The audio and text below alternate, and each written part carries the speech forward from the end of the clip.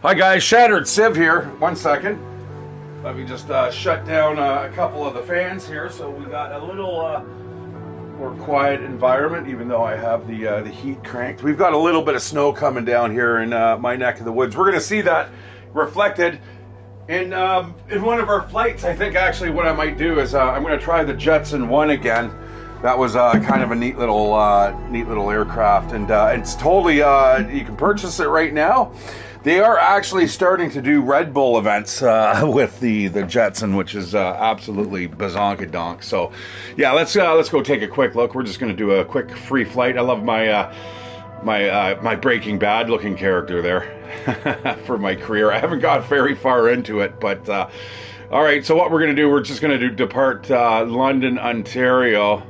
That's some massive cloud cover.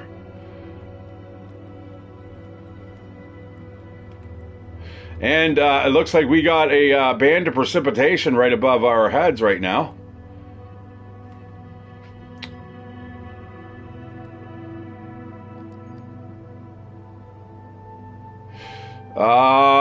Now I do want to actually change that over. We're gonna, like I said, we're gonna go into the Jetsons. There it is, the Jetson 1. Very, very cool. And yeah, we're going to take off. Like I said, we're going to set as departure, and we can start the flight, and that's just going to get us right into the game. Hopefully it's not too blowy and too snowy. There's just a little bit of snow coming down. It's really light. What the fuck? Oh, I've had this happen to me before too. Oh, it's just going to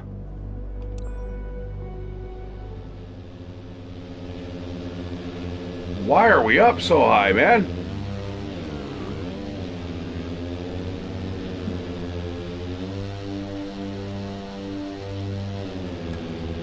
I'm gonna reduce the throttle there. Let's get back down onto the ground.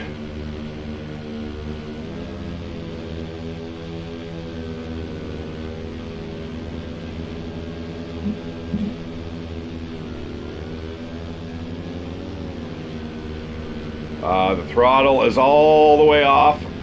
We do have a little, yeah, we are lowering.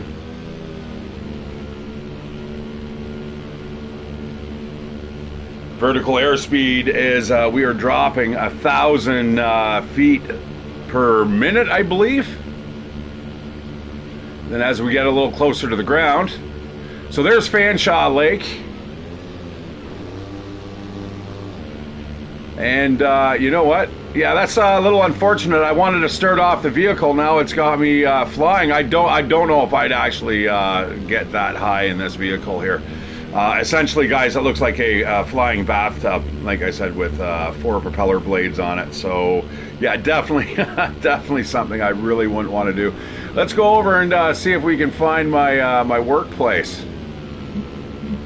So, Fanshawe, everything's a little bit.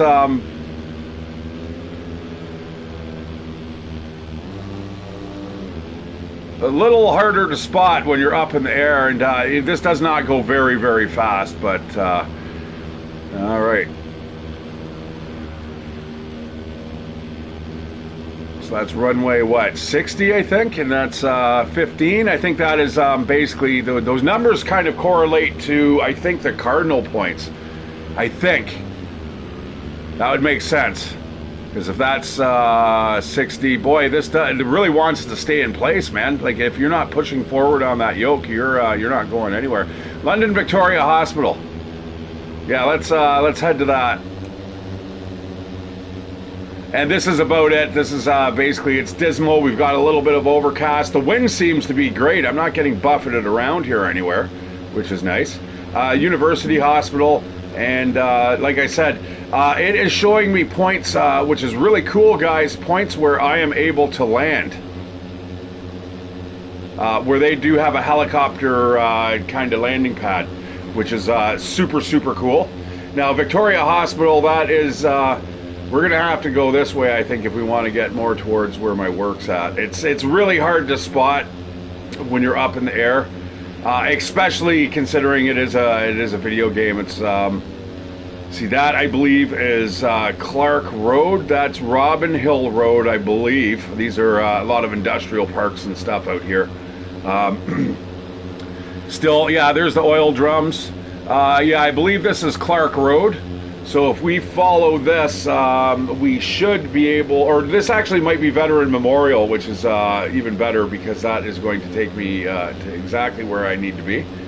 As you can see, the fuel for this vehicle is not super awesome.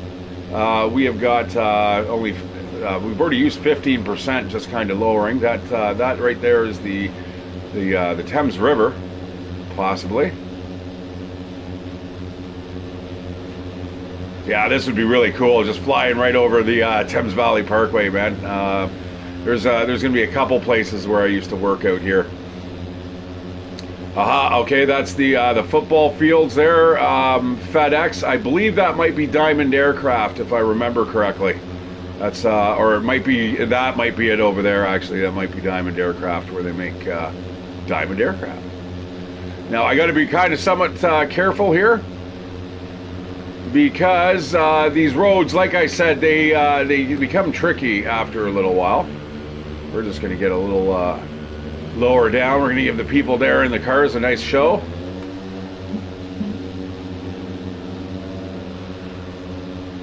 Now for the, there's the, okay, yeah, that is the Holiday Inn, or the Best Western. There's a trailer park down there. All right, so the first left here is where I will be, where I'm working now, guys. This is really cool. This is kind of residential. This is kind of really sketchy area. There's a lot of gunfights and shit out there. That's the area that I'm gonna have to traverse at like 3:30 in the morning. I'll show you where my gym is right after this. All right, so you can see this cross traffic here. There's a Tim Hortons right there. And there's a whole car meet and greet car park there where people fucking they love to get there on Saturdays and just hang out there. Now this is Admiral Drive still, and we're gonna go to Admiral Court. And yeah, man, I wish I could get to work this way every day. That would be kind of swanky. Then there's my work right here. As you can see some of the yellow school buses and stuff there. Definitely not detailed. That's where I'll be parking once I get a car. There, in fact, is one of the vans that I'll be driving around, to be honest. And yeah, there's the home base. Now, where am I going to sleep?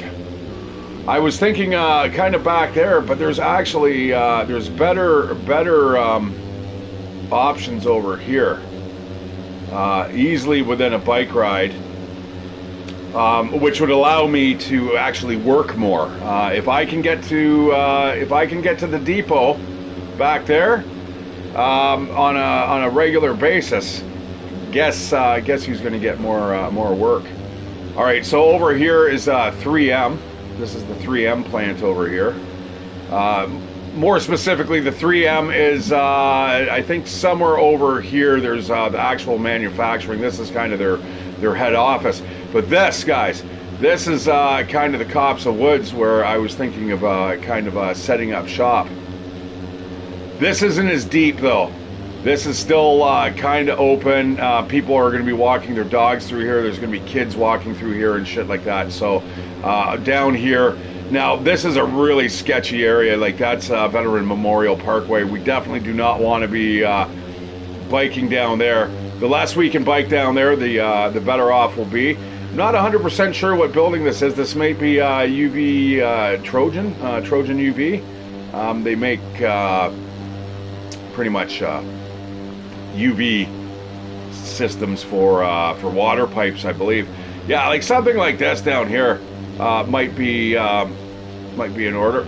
Let's just pull that back a bit.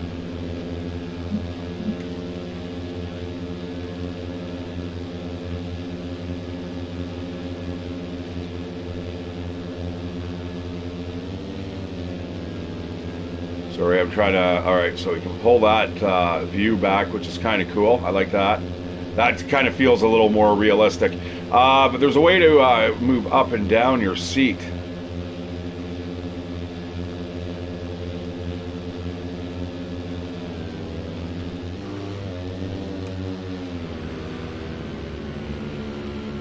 Now, one thing I'm unsure about, yeah, like this road here, I have no idea what that is. I'm going to have to definitely look into that.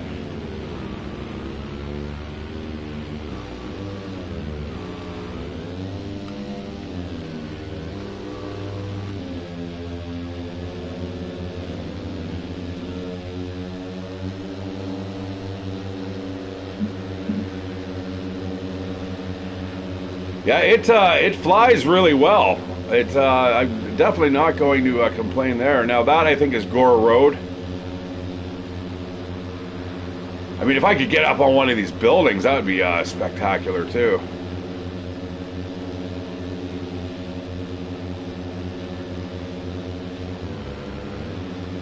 But yeah, this is where I'm thinking one of these tracts of lands here should be super fine.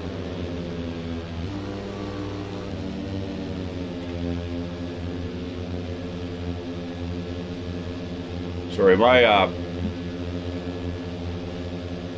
think we're good now. Oh, there we go. Yeah, weirdly I got into some kind of weird visual mode there. I'm not sure. I'm not 100% sure what this all the secrets are to the game, but this is by far probably one of my better options here if I'm going to be setting up a campsite. As you can see, though, there's still buildings all over the place, you know. I think we're going to have to... There's the Thames River right there. This is what I was thinking is somewhere right in here. But again, guys, big bike ride, man. I mean, I suppose I can come up, I can emerge from here, get across here, and then we can go down some of these side roads here, which would be definitely a lot safer.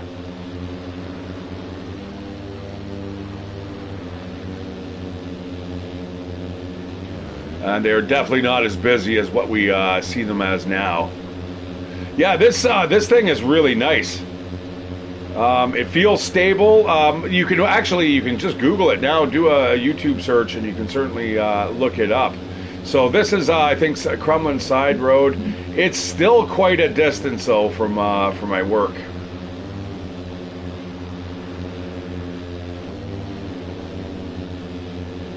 Whoa. We got wires here. That is definitely something you do not want to be running into in this thing. Now, I'm not sure what the frame's made out of, but yeah, the ceiling's not bad. This is basically what it looks like right now. The winds, though, are I'm really shocked that it's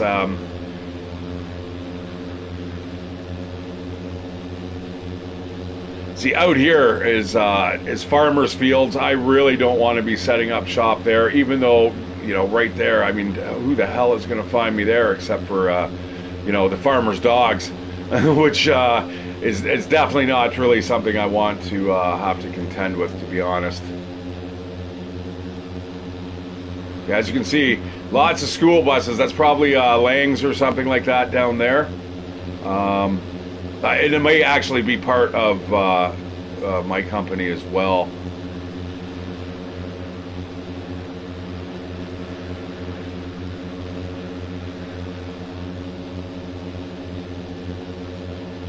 I tell you, when you're flying by, here's my work.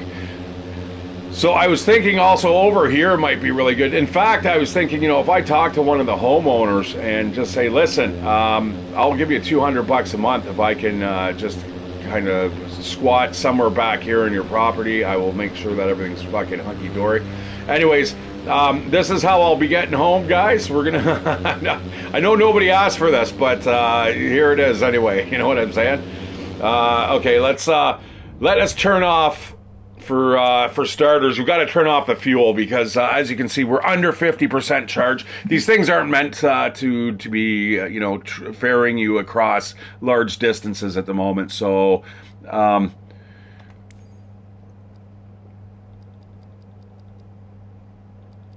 auto mixture. It's really neat. Disable crash damage. Icing effect is on. Unlimited fuel. It says it's on. Uh-oh. All right, well, it is now. And we are going to be flying in Cuba, guys. I think I'm just going to get a regular Cessna. We're going to just fly out there. I don't know. Maybe I like the gyrocopter. I like any type of vehicle that kind of gives you a nice broad perspective. You know, obviously you're going to have to wear a helmet or like a flight suit when you're up in this thing. I mean, I'm surprised it's going quicker than the gyrocopter, and it's totally open faced. So this is Bonaventure here. We're going down Admiral Drive. Bonaventure, like I said, guys, right over here is kind of co-op housing and stuff like that. Lots of shootings and stuff. Lots of gangs are getting kind of imported in here. Boy, we got some low cloud cover here. Let's just get a little lower altitude. Also getting buffeted by wind a bit. That's kind of the first thing that I've felt. All right, so we're going to go to Victoria Hospital over here. We got University Hospital. We have Victoria Hospital. It says that our fuel is getting low.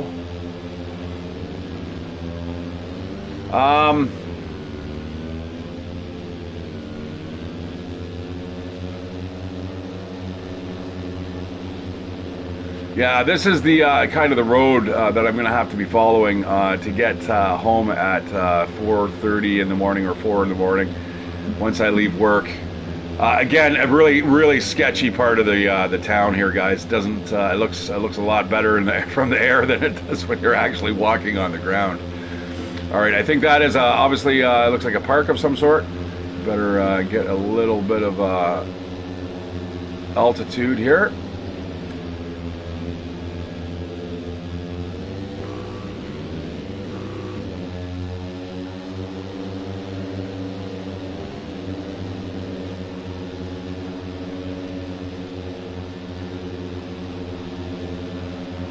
Aha, that's what I'm looking for. And this, my friends, is Argyle Mall. I think there's like an arena there. So yeah, that's quite a bit of a walk. I mean, we just flew this. This right here is Argyle Mall. That's like a Walmart right there. And then you've got a whole bunch of different things here. The liquor store is like right there. I know where that is. We got a Staples over here. As you can see, the signage isn't 100%. Mark's Work Warehouse, that's kind of where you get your all your work clothes and stuff. And then around the corner here, that is my Fit for Less. That is, it's right there. That's a 24-hour gym. It looks like it's an old Good Life logo, but now it has changed over to Fit for Less. And this is Dundas, guys. This goes pretty much right into downtown. Really scuzzy area here, guys. Sorry, anyone who lives out here, oh my God, what the fuck is going on with those trees? You know what I'm saying, though. There's a saying here, east of Adelaide, and that's no joke. Actually, I think it's even changed even now. You can almost say like east of Wonderland, because everything beyond Wonderland Road is pretty terrible. Let's see if we can get like right down to road level here, and we can skim along the road. I'm down to 28% fuel.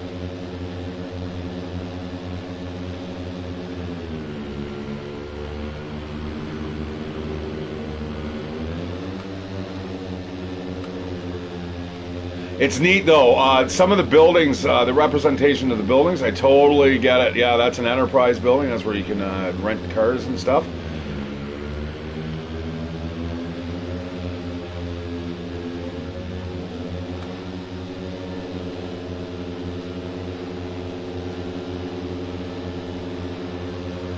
Now, we are 882 feet above sea level. That is not actual ground level.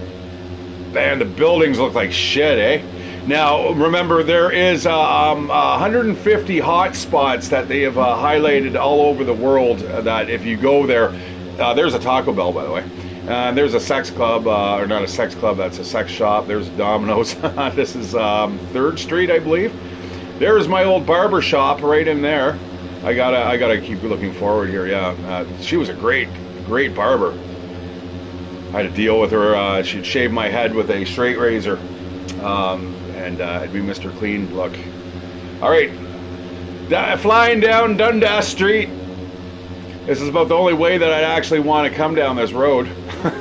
This is...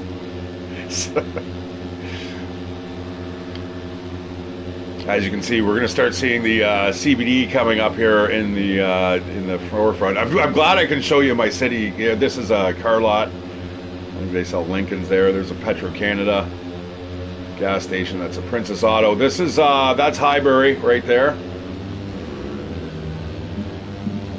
I have no idea what this green shit's supposed to be. Like big, massive trees. But I have to navigate around them apparently.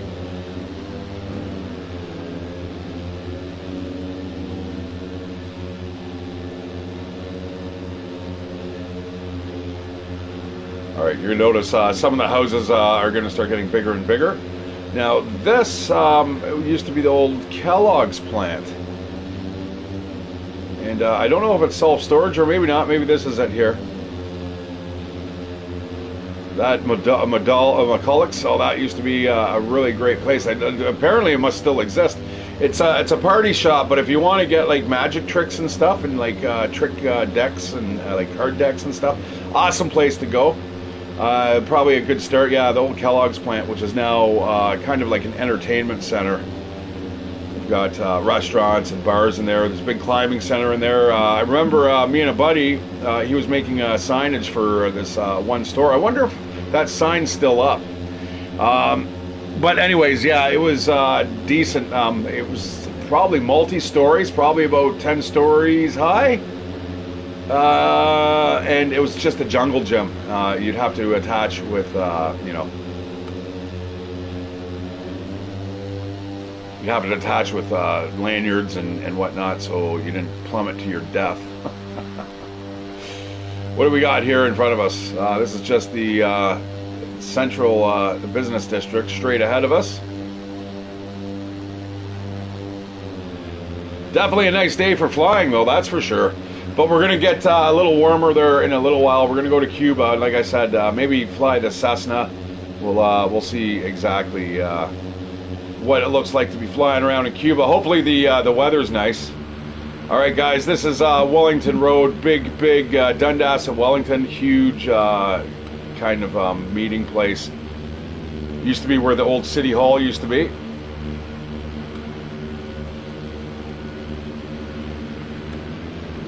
Nice old houses there, guys. Oh.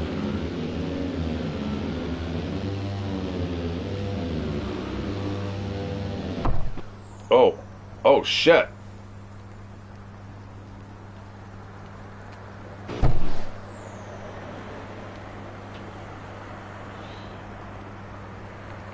I don't know why I came down.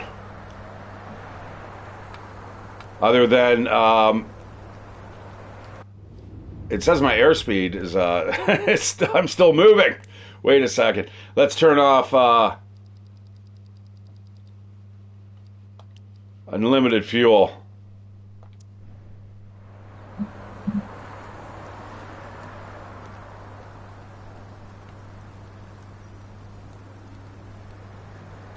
This is really tricky here because you have to arm the motors here and it's a really sensitive button.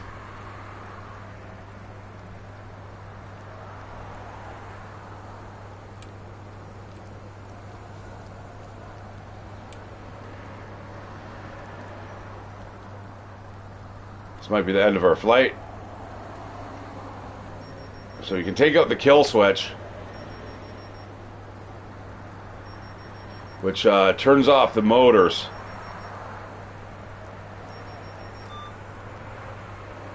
All right, we got a beep.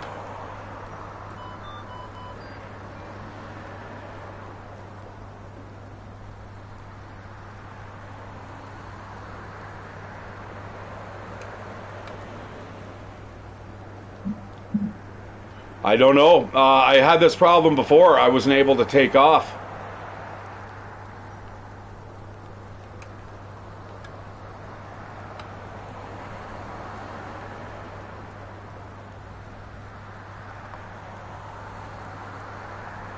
Because the throttle should start up. Oh my God, we're going to get run over. All right, well, it is what it is. Let's end the flight.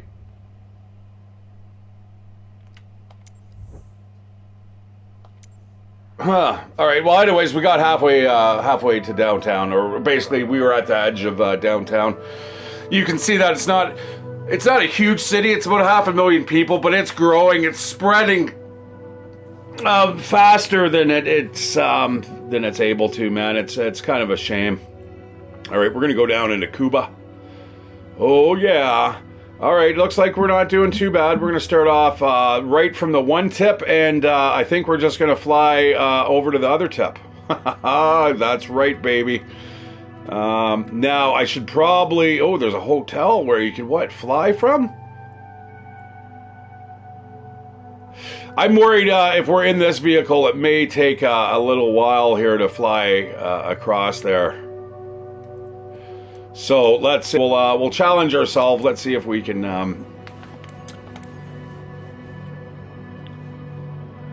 do it in a beluga. Fucking Airbus. There it is. The beluga. Max weight like 100,000 kilos.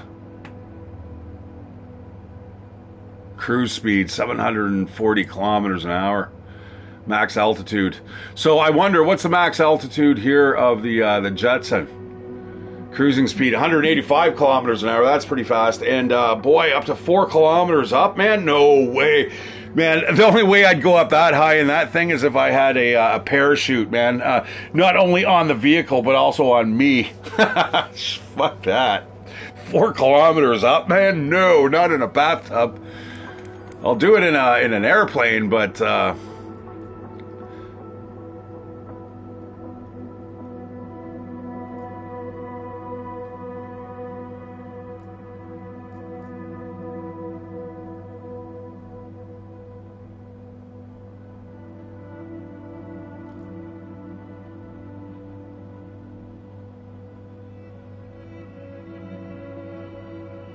So there's a cargo plane. Yeah, okay, all right. Cargo sounds good. Let's hop in. That is going to kill the amount of places that we're able to take off from. As you can see, we're not able to take off from the resort now. We have to take off from a proper takeoff. So as you can see, this star here, guys, that is something of note. It is a landmark, and it is probably highly detailed if you go and check it out. So anyways, let's get the flight on the road. The weather conditions are not changing. We're going to set that as departure, and we are just going to fly. Like I said, oh, you know what? I think this might be the operating... All right, you know what? Then we'll land. We'll land over here.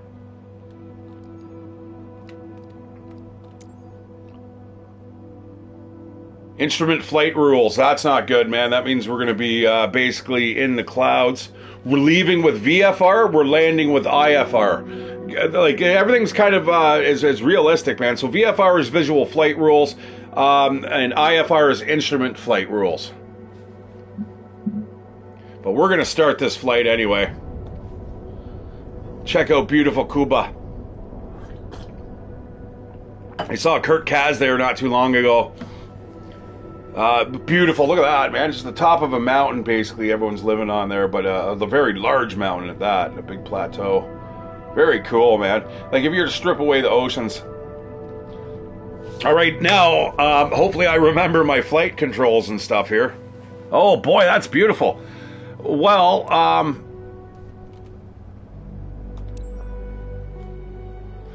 okay, we got our parking brake on. I got to remember where all the parking brakes were down here. We're going to remove that. All right, let's... there's a way to move my guy up. And that's not it. Yes, I know. All right. Increasing throttle. Actually, we're just going to we're going to hammer it home. Use the rudders. Keep us straight. We're at 100%. I'm not sure about mixture. All right, then we're just going to pull back on the throttle a bit, on the yoke.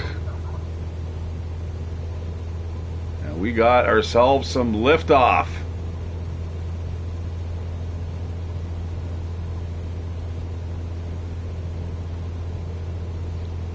All right, we are pretty much right on our flight path here.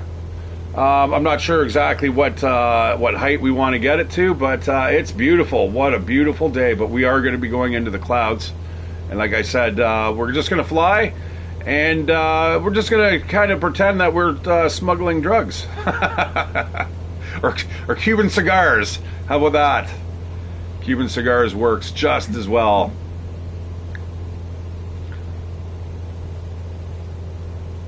We're really flying in a way that we probably shouldn't be. I'm not sure if we should be kind of flying over all those, all the runways, but hey, it is what it is. All right, so there we go, guys. Flying above Cuba. Now, there's a lot of land here that is not really worked, but you know, they're doing a good job though ecologically. I mean, they are keeping you know, their resources still intact. They haven't stripped it bare.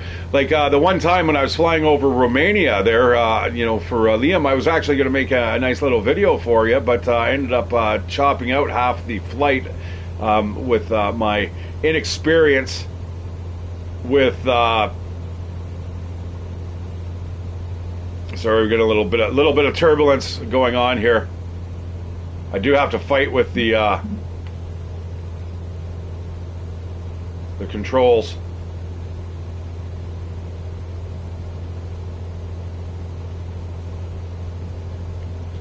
Okay, so that is back. I can move the camera anywhere I want there, but how do I move it up?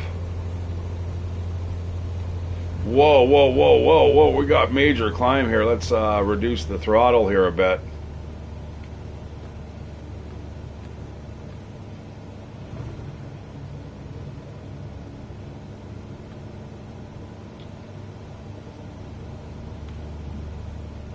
I can remove that if I want. That's not as bad.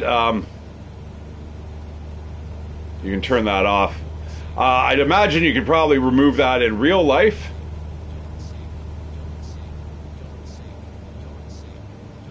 That can't be my default view, man. That's crazy.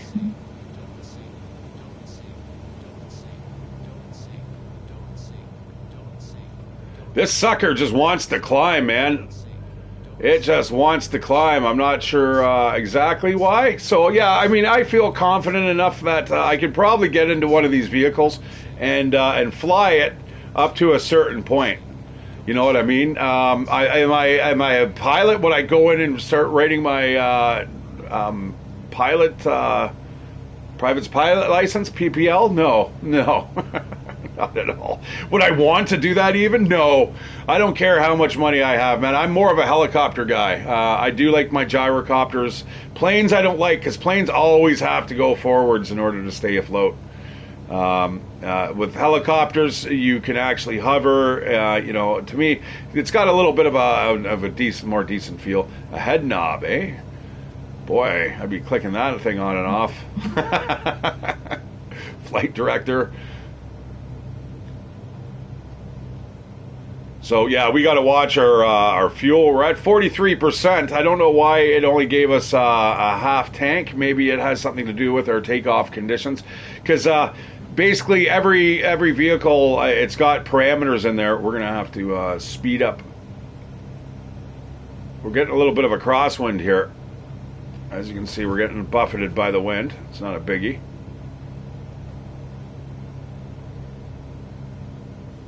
Oh, flaps are at 10%. We need to change the flaps. That's probably the problem there. I don't know how to do the flaps. Uh-oh. All right, we're going to increase the airspeed. Yeah, okay, so the flaps are 0%. I don't think that was a good idea. Yeah. Well, hang on. Let's get some altitude so we have time to work here.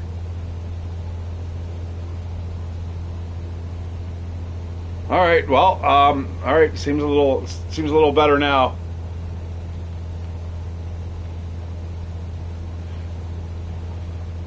Yeah, that's one thing about Cuba. I mean, you could probably crash here, and you could probably find somebody somewhere for help. You'd think. Dudes, I have to get above my seat. I got to figure out what that is. I don't know. Maybe the flaps at 10% seem to be pretty good. Let's leave it at that. Oh shit! Oh shit! Yeah, you definitely, you definitely you want Microsoft Flight Sim training first, man. Like you do not want to be doing this in the air. Flaps to retract flaps after takeoff. Is it? Does it? They want it at 0%? Okay. All right. So I know where the flaps are now. Yeah, like I said, I'm getting used to the squawk buttons are up here and stuff like that. Heading knobs, I think you can actually zoom in on there. One of these knobs allows you to zoom in on this map here. Just because I was watching a pilot do it the other day. Yeah, I'm really fascinated with flying, guys. I don't want to do it myself. But if I had to, I'm glad that I've got at least a basic knowledge that I could kind of keep the craft up in the air for a little bit. Maybe even land it, as long as I know, like, there's the mixture. I'm not sure, 100% mixture I think is a good thing, but as you're landing, you want to kind of, you want to switch that off. Yeah, we're getting a major headwind here, I believe.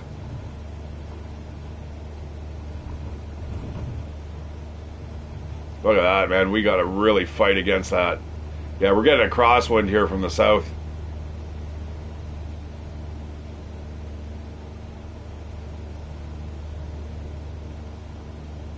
Now, I wonder, there should be an autopilot somewhere here. And remember, guys, this is not a car. You don't want to fly it like it's a car. That looks a little ominous, man. Boy, we're going right across the bay. That wasn't really my, really what I wanted to do. That looks all like mangroves down there. All right. Well, I guess we're going to go over the ocean here because we only have a certain amount of fuel. So we're at 42%. Oh, yeah, baby. But then we're going to go into IFR coming up here. Okay, so we got a little bit, the wind is kind of mellowed out since it's not being, altered by the terrain at all. Whoops. Whoopsie. I guess we got to kind of go that way a little bit.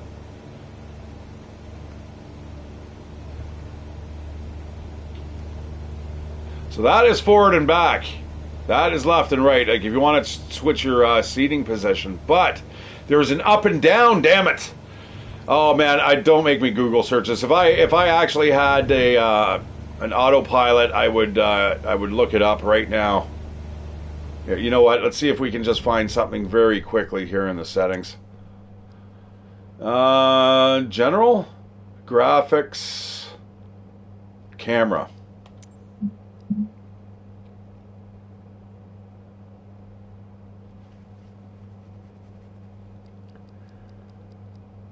Height. You can change all that though, man. How do you do it? I know. How do you do it? I just want to know. God, give me a... You know what? It's probably under controls.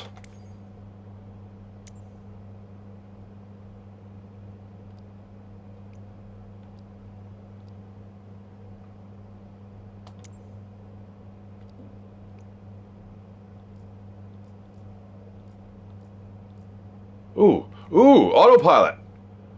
Is there an autopilot?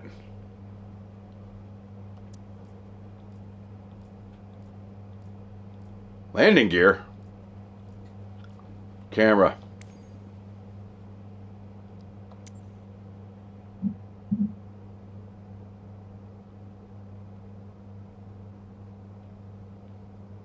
Aha. All right, so cockpit free view, free look, hold L1.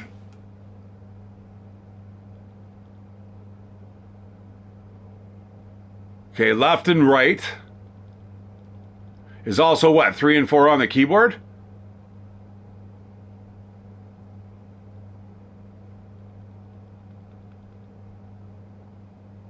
height. L2. L2.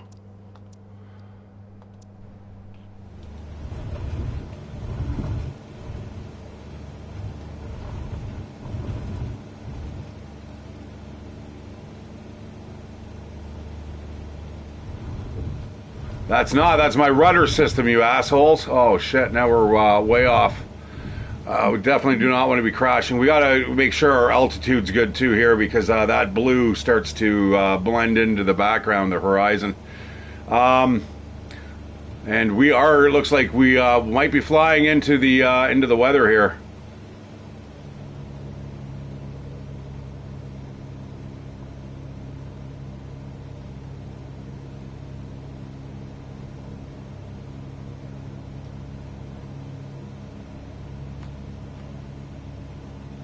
Okay, we're losing height.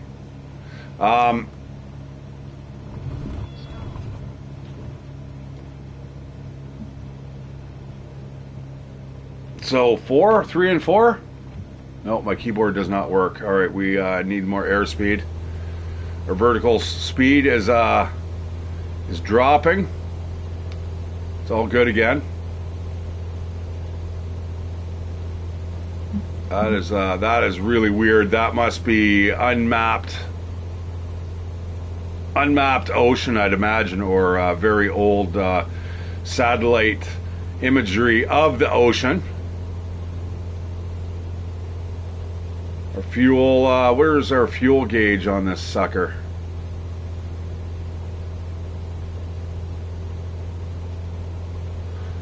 So once we fly into the weather, this is going to be what we're going to be watching, guys.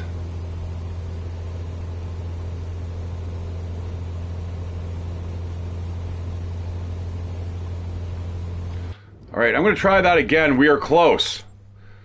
We got very, very close to what we needed to find.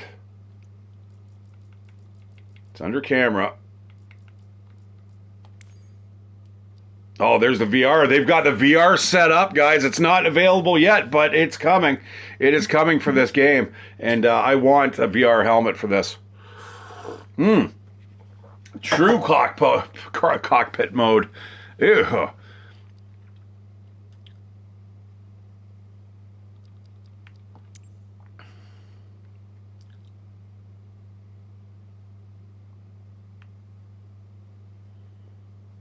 Those are all your major views. Smart camera, slew mode, replay mode. Replay? Interesting.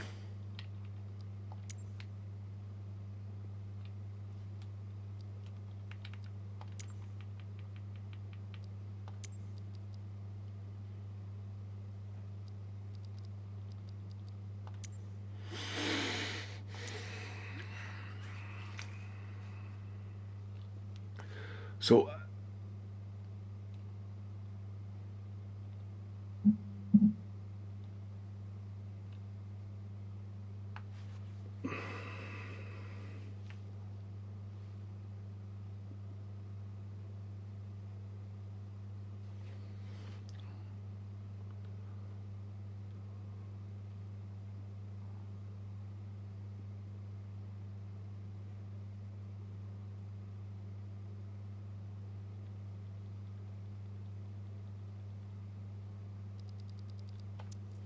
I don't know. All right. Yeah, I've got the zoom in, zoom out. Boy, this sucker really wants to climb. What's our throttle at?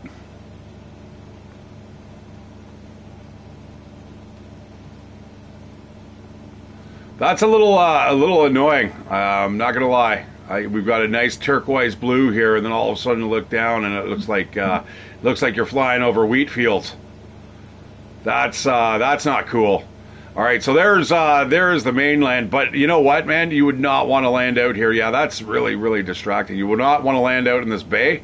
You're gonna get eaten by sharks out here. There's a lot of sharks. All these coral reefs. God damn it! Stop that.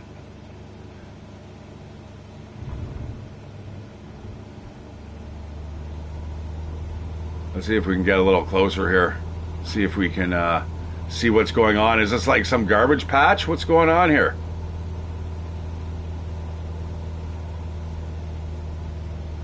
Yeah, it looks like old satellite footage almost.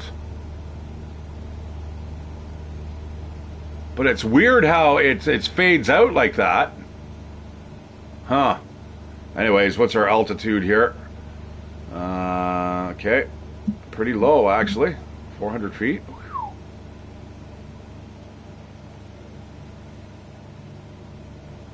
Yeah, a lot of these planes now, they have a parachutes on them now. So if you're at least above 600 feet, you have enough time to deploy, which is kind of neat.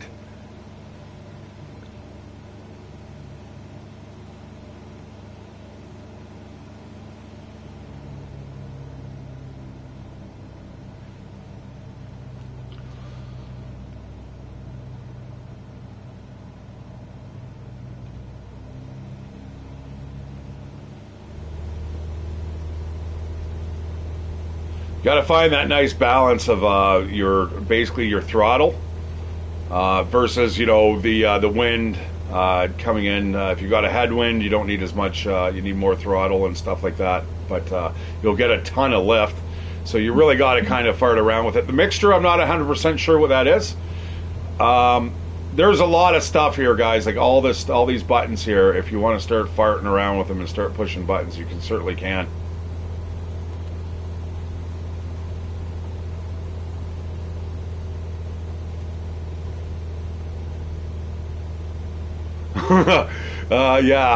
Yeah, I'm not a big fan. Okay, I hit that button now. Oh, we got a flight plan.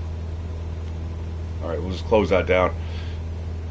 Yeah, so we have the attitude indicator. We have the analog and then the digital. This is really terrible, man. That is, come on, guys, come on. That's like a bug report right there. Hey, that the part of the reason me wanting to fly around Cuba is because I wanted to check out the nice blue oceans and stuff, not wheat fields of Romania, which is actually really cool there. Yeah, it's neat. I mean, any part of the world that you want to kind of check out, you certainly can. You know what? I got to find out here, guys, of how to change that. I need to get a higher seating view.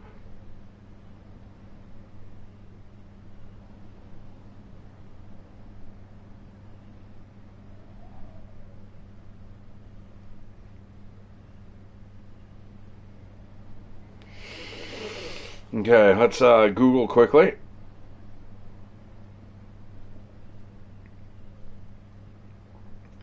Yeah, look at it. How it's just oh man, that's not cool. All right, let me use DeepSeek here.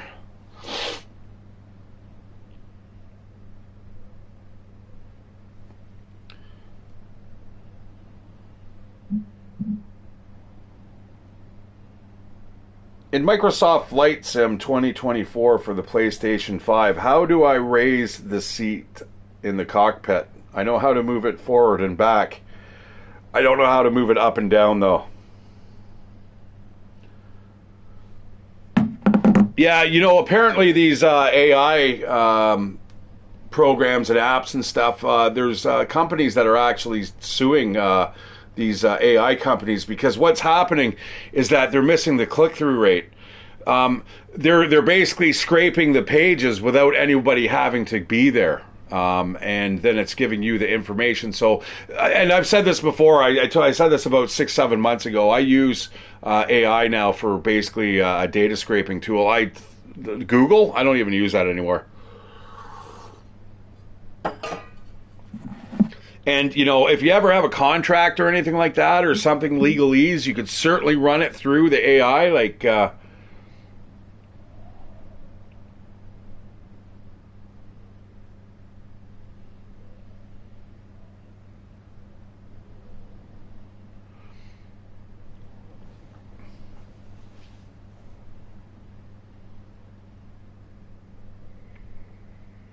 I tell you, I'm getting like the weirdest messages all at the same time. Like whenever I look at my phone, it's like it's almost.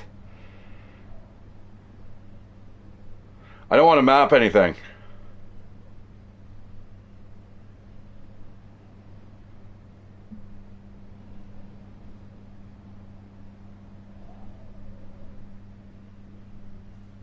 No, no, this is not working. What are the key bindings for moving up and down? I don't want to set any up. I just want to know what the default are.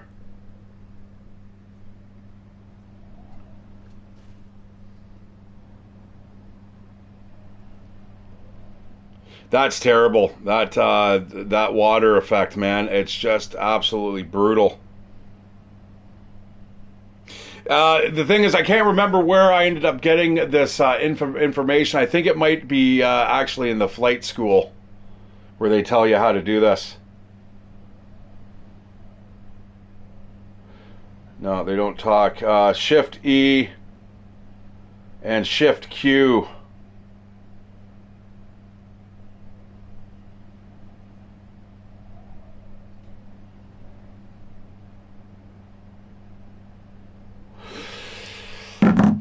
No, damn it. Okay, let's resume and Shift Q. And Shift E. There we go. Well, it works on the, it's nice having a keyboard, guys. I'm definitely not gonna lie. There we go. Now we can, now we got a little bit of a view there.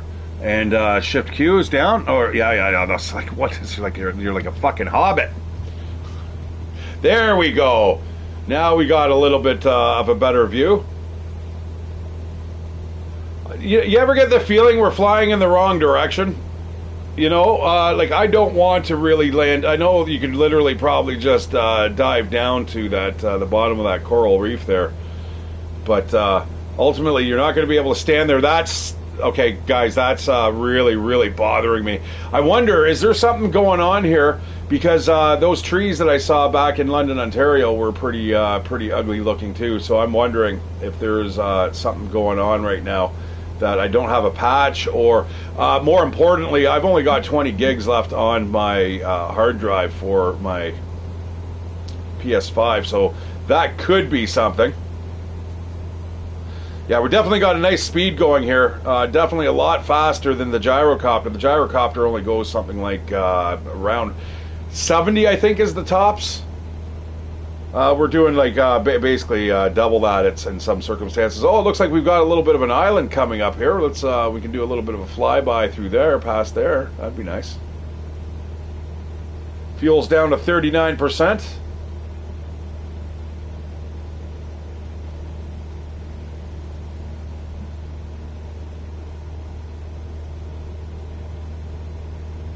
Yeah, I wonder what that is over there.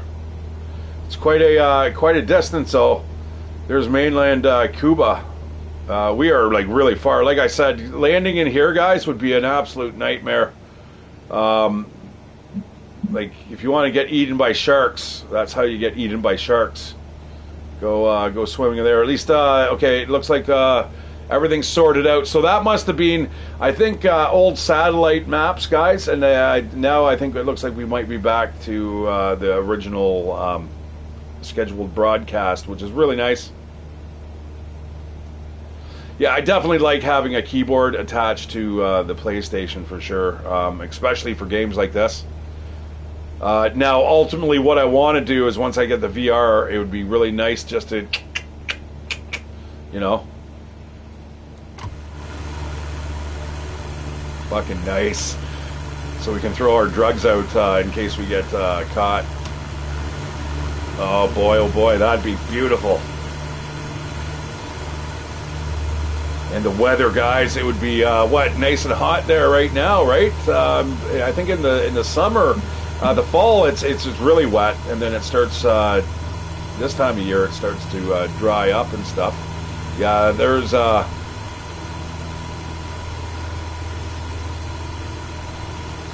island over there. It doesn't look like there's any type of bases where we can land at. Something over there if we have to.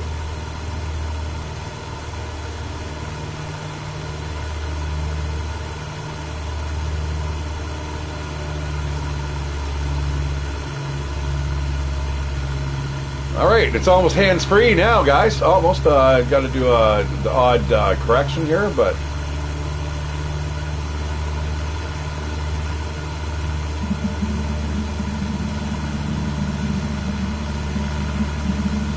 yeah, once I get that VR headset, guys, boy, oh boy, man, I'm going to be in my glory.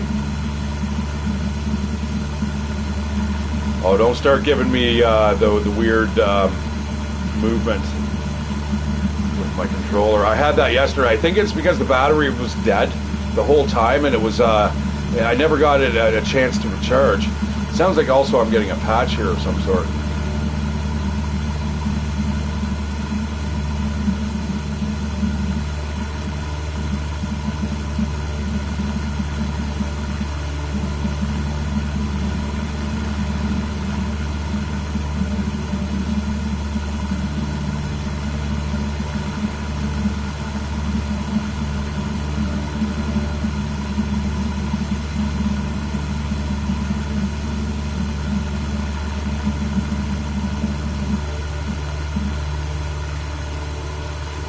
Yeah, I'm seeing green here on the horizon.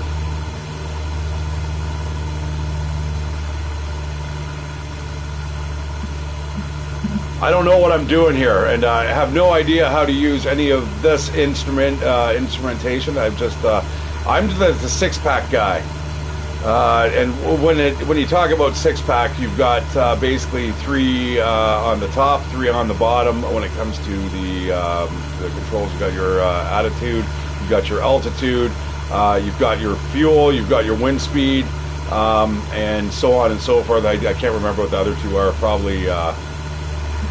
I don't know. I have no idea. I'm not even going to guess.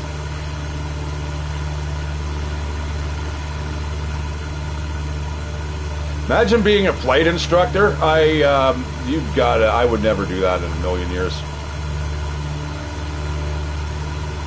All right, it looks like it's curving around. Boy, it's a bigger place than it first appeared. We should have just stayed above the ground. We will for the last leg of the journey. We definitely won't be going across the ocean. It's really boring. There's nothing to really talk about. You know what I mean? That's why I'd say, guys, anybody out there, any of my subscribers, if you want me to fly to your house, I'll certainly do that. Even if you're on the other side of the world, I'll take off from my airport, and we will we'll get like the fastest vehicles to get to your place, and then we'll get a nice little gyrocopter ride right to your doorstep.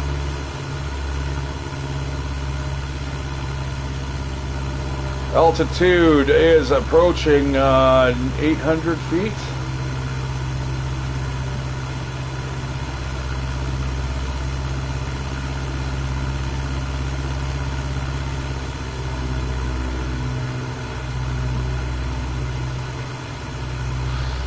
And climbing. Descending, sorry. That is a little hard to see. Losing 250 feet a minute. Now it's 350, 450. Let's pick up the pace there a tad.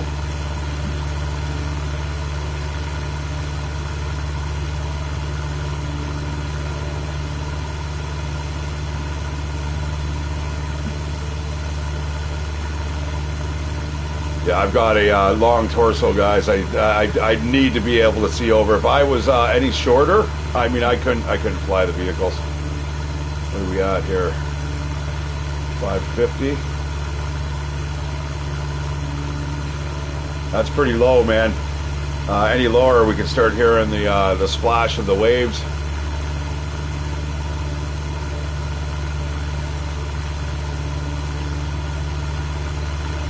And there's the clouds that we were warned about.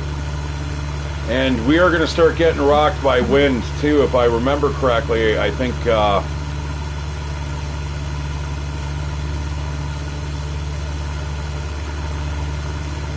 That's 10 degrees, that's 20, that's 30, and anything more than that is you might be getting into a graveyard spiral.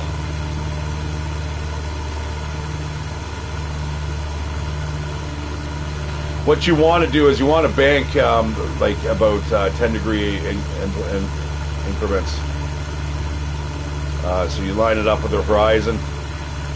So you can also fly without these instruments. Of course, you just use the horizon, and that will give you a kind of a real good indicator of whether or not you're level. Obviously.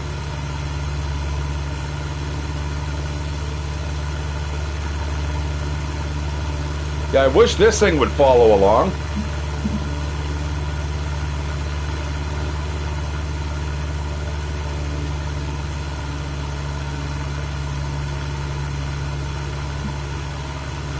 But yeah, if you're interested in getting a private pilot's license, guys, start off with this game first, or if you want to kind of catch up on certain techniques and stuff. We seem like we're getting real far away from things here. Let's just pause the game. All right, well, it says our flight path. I'm going to get in the free cam here, and we are just going to go sky high. All right, yeah, it's, boy, man, I can't believe that it wraps around. It's big. That is a big, big island. All right, we're good. All right, we are, oh, that's neat. All right.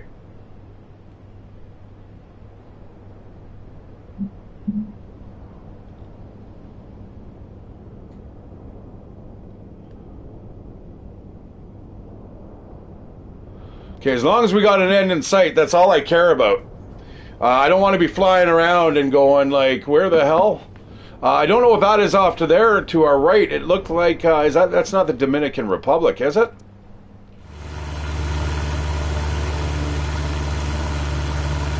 It's nice to see that this is updated now. Yeah, it looks like it could use a couple patches here. Probably PlayStation specific patches.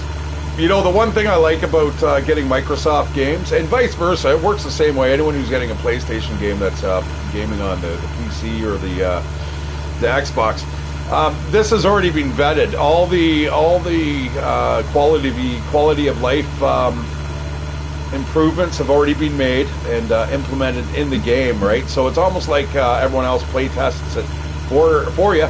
Ooh, that was a little bit of a rocky bit of turbulence there. We're almost 800 feet. I like looking at the controls. You can easily look at the bottom there on both sides, left and right. It shows you your flap, your trim, all that stuff. But I don't like to do that. I like to kind of just watch everything organically. You know, I want to look here. So that long line is shows you where the hundreds of feet are. That's the thousands, the small one. And the big one that looks like a second hand is tens of thousands.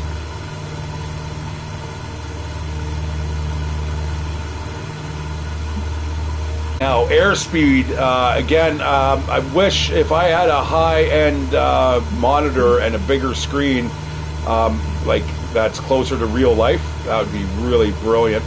Yeah, Q&E. I wasn't doing that before, was I? I might have been. I don't think so, though. There's a control for it on the controller. I just I'm not sure what it is. Yeah, like every one of these buttons, guys.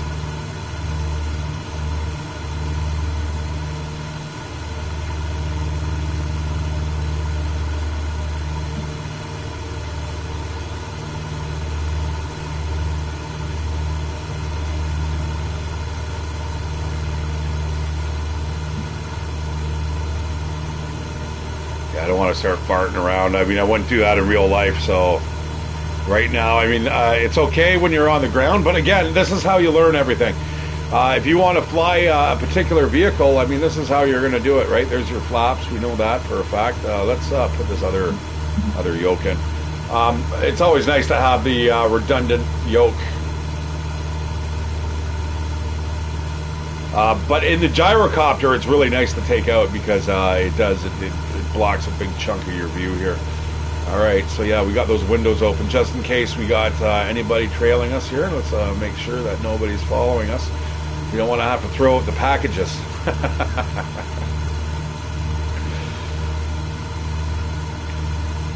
All right, we're gonna come in for a bit of a landing. What we're gonna do is we're gonna simulate us getting more fuel, and then we'll take off again from this airport,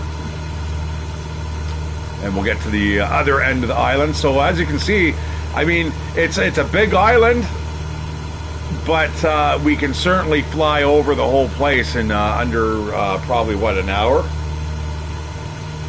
Unlike Romania was big. I was shocked. I ended up doing that flight for about 3.5 hours, I think. Of course, though, in a gyrocopter. So if I were to do it in a Cessna, it would probably be probably just the same amount of time. All right, I'm glad the ocean's kind of back to normal here. There's that coral reef that we saw over there. I don't know. I wonder if anyone lives on there.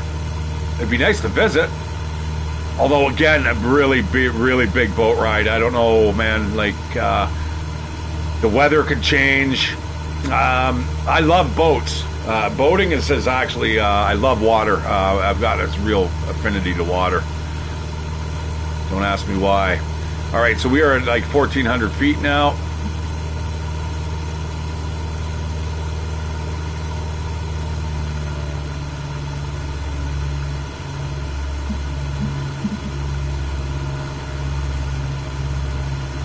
Just reducing engine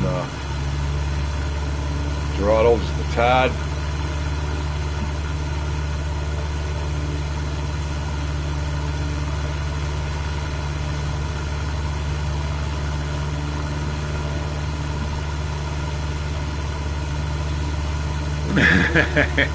These must be pretty important packages, man. You have to fly them across the country, especially in Cuba. Cuba! Cigars.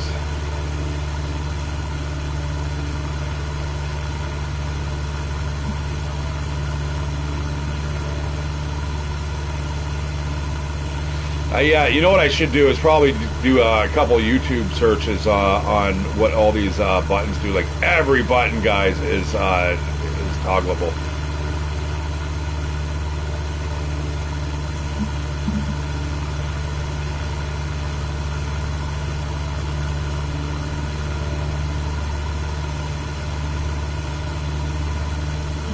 Oh, what's this?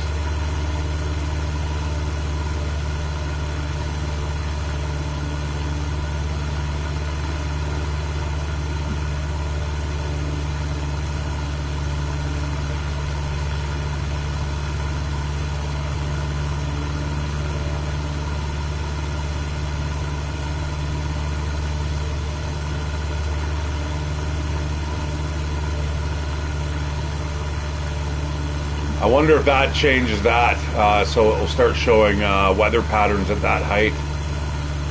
What's our altitude right now? 1,500 or 30, 35, 1,450.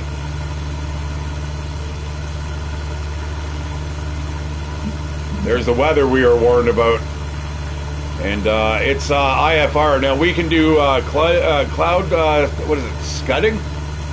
Cloud scudding, where you're basically we're going to fly under the clouds, so we can kind of maintain visibility.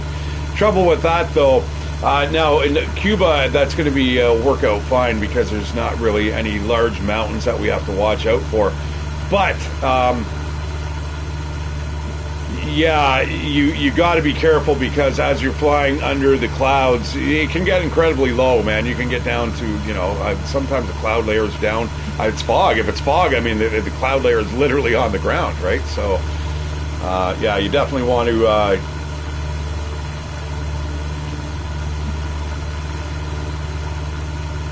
Oh, look at that. Oh, that's the flight approach. Oh, I got it. I got it. What's nose down to? Oh, yeah. So you can set up this instrument panel here to show you vertical speed. Oh, approach mode. So we can turn that off. Off.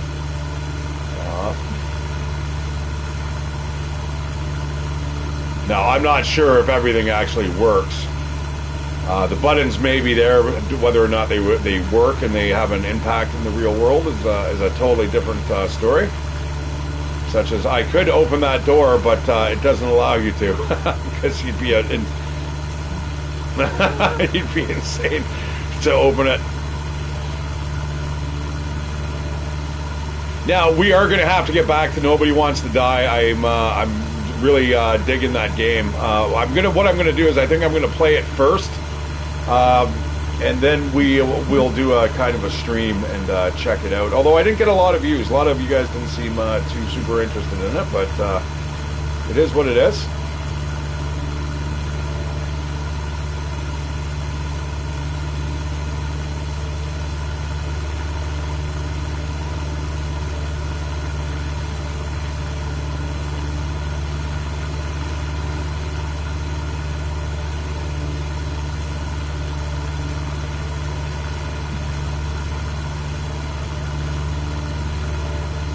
Oh shit, oh, I see what's going on.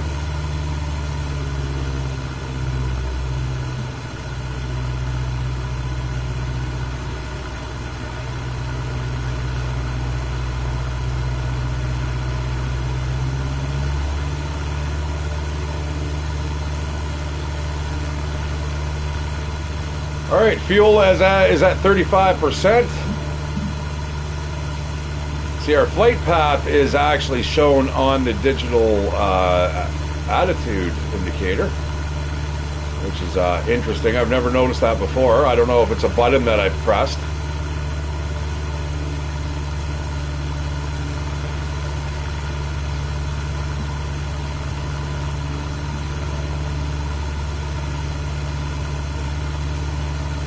There we go. Yeah, that's a little close, but it allows us to see everything. Yeah, I feel like I'm just like, I can't even move the yoke. It's like pushing right up against my belly. All right, we're starting to see signs of land here. This is deep ocean, though. This is no longer... yeah, you probably... I don't even want to think about it. Like, crash landing here, my God, that would be terrifying. All I'd be thinking about is sharks.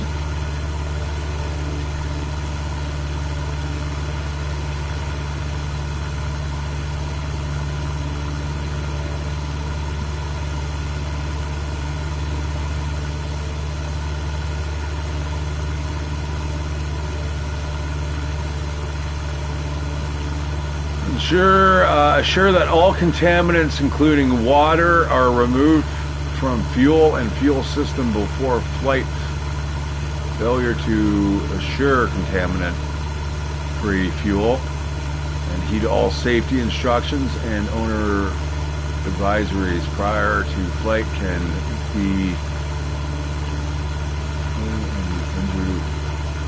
can result in deadly or something injury or death, bodily injury or death. Okay. Give me a 4K TV, I'd be able to see that in a heartbeat. My old 55-inch would have been pretty much close to realism as you get. What I can't wait though for, like I said, is the VR, because the VR is just gonna, everything's just gonna feel like it's right there, and like, you know, you're going to want to feel to go out and actually touch the knobs and stuff, which is unfortunate. You're not going to be able to do that, but it is what it is.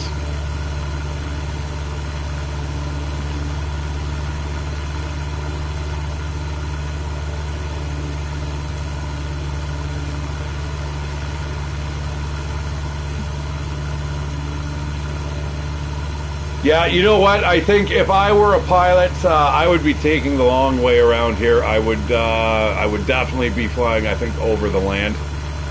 I know it's not the quickest route, but yeah, this water, man. I love water. Like I said, I'm a water baby, but this is just a bunch of nope.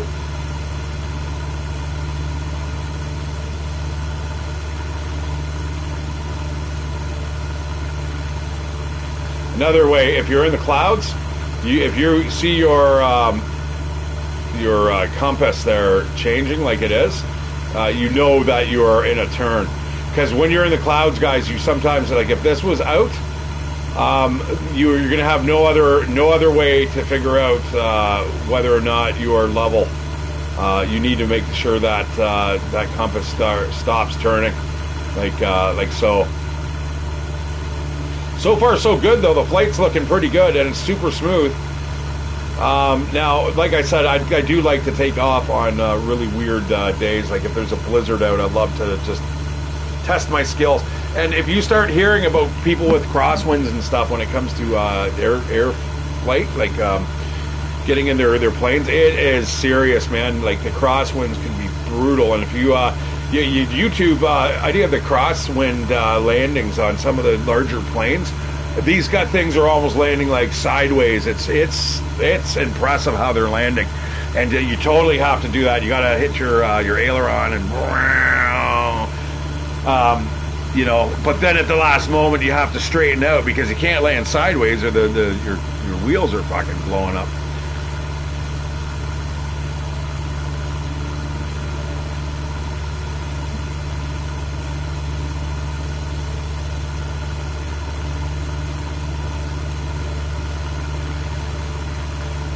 Yeah, and fatigue is another thing, you know. You definitely do not want to be fatigued while you're flying.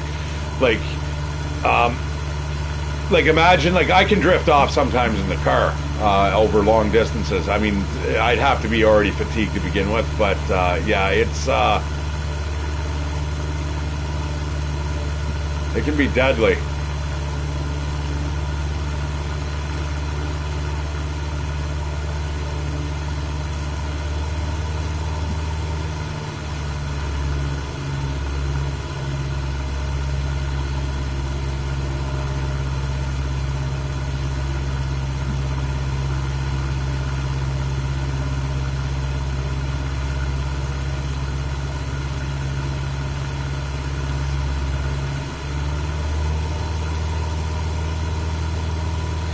So where's my power?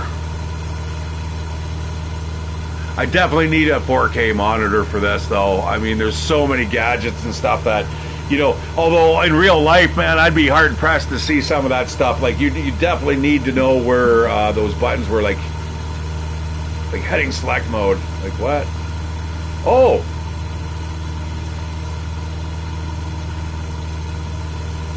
All right, I'm going to go hands-free for a second here. I don't... Oh, is it working? I don't think it's working.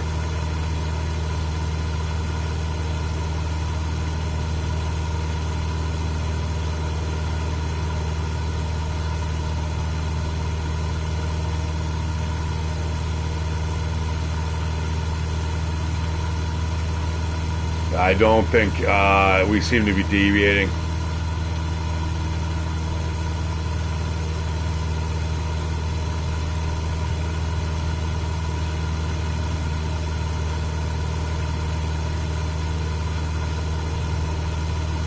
Let's see, if I turn this way, will it autocorrect?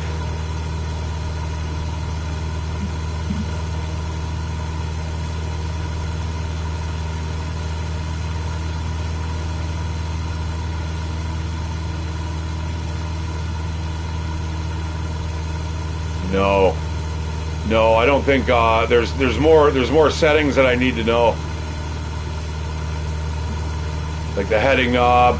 That's probably how you set up the autopilot. Again, all that stuff. Once I can learn how to do that, that'll be great. Oh, is that power right there? That's power. That's engine power right there. 2400. Okay. Oh, good. See, like I said, as soon as you start knowing what you're looking at.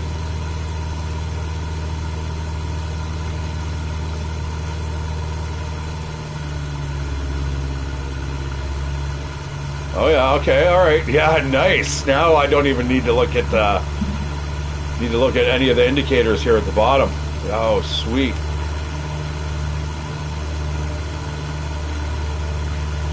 Yeah, we're in the green. And we are basically leveling out and climbing just a bit. Actually, I think we've just leveled out. We've hit the sweet spot, folks. 2200 engine power. We are starting to fall a bit. We can increase the throttle.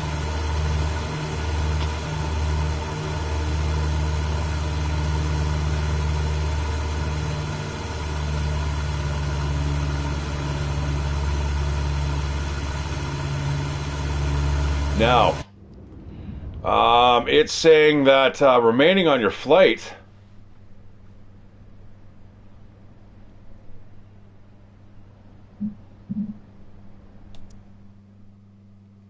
that can't be it. I can literally see where we're landing right there.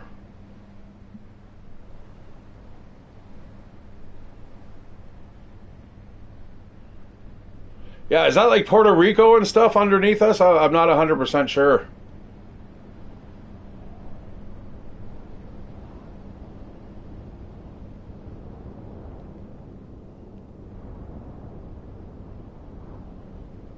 I can't get any closer.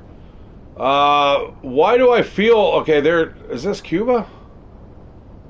Okay, wraps around.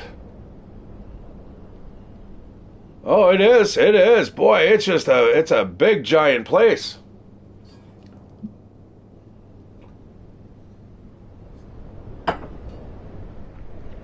Still in the middle of nowhere, though. Fuel's at 32%. And, yeah, I'm not sure. I wonder if there's any way that you can ask for updated weather conditions here.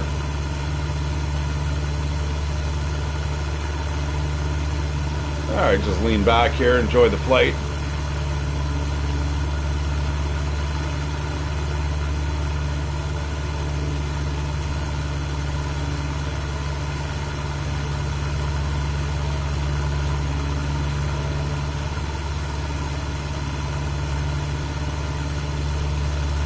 I see Call of the Wild has got a holiday sale. I do like their new map set and stuff you can get.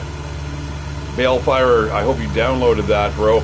You got to play that. I know it's not nothing super exciting, but you know, once you get into it, it's pretty decent. Okay, I'm hoping that we are on the right flight path. This seems like we have been flying over water for like way too long. You know what I should do? I'm gonna gun it.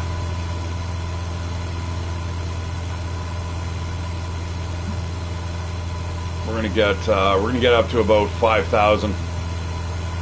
I want height, so we can see exactly what's coming.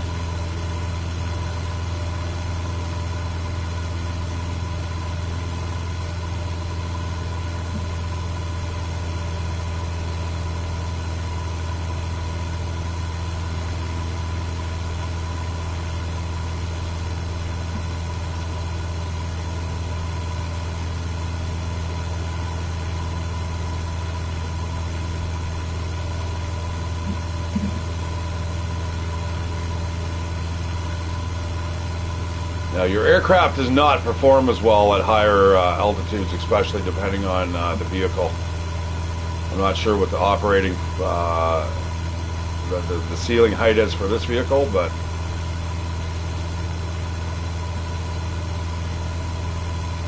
you don't want to get the angle of attack too high, or you will you'll stall the vehicle. And that's not really something that I don't know how to correct. Yeah, I want to get up to about 5,000. And then that way, that will give us some altitude where we can fart around. Now, on Pilot Debrief, there was a kid there the other day. We got...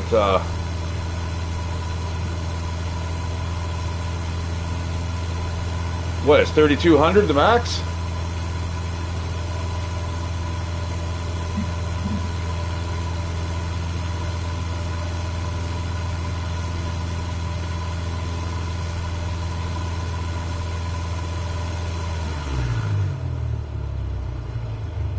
Uh-oh. Speaking of stalling. Oh, shit. Oh, shit. We need to start the engine here.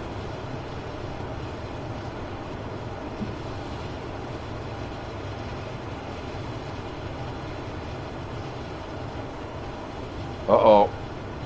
I don't know how to restart the engine. This is not good. Let's see. Can we make an emergency landing here? We got to figure this out. We are dropping rapidly. We're dropping like a rock here. How to start the plane?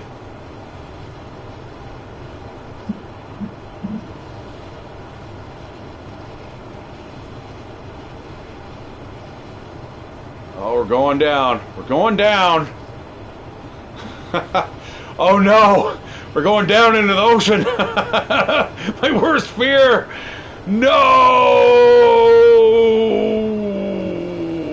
Yeah, that was bad advice there, co-pilot. How do we start this up? Let's open that up. Fuel valve.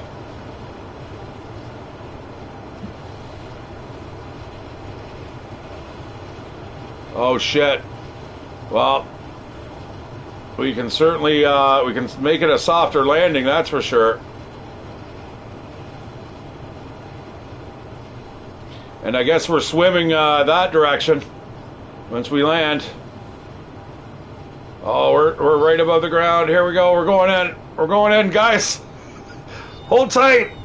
Buckle yourselves in. Oh, fuck.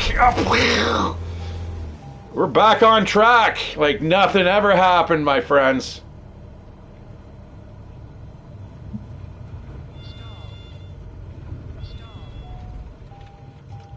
Oh, it stalled again.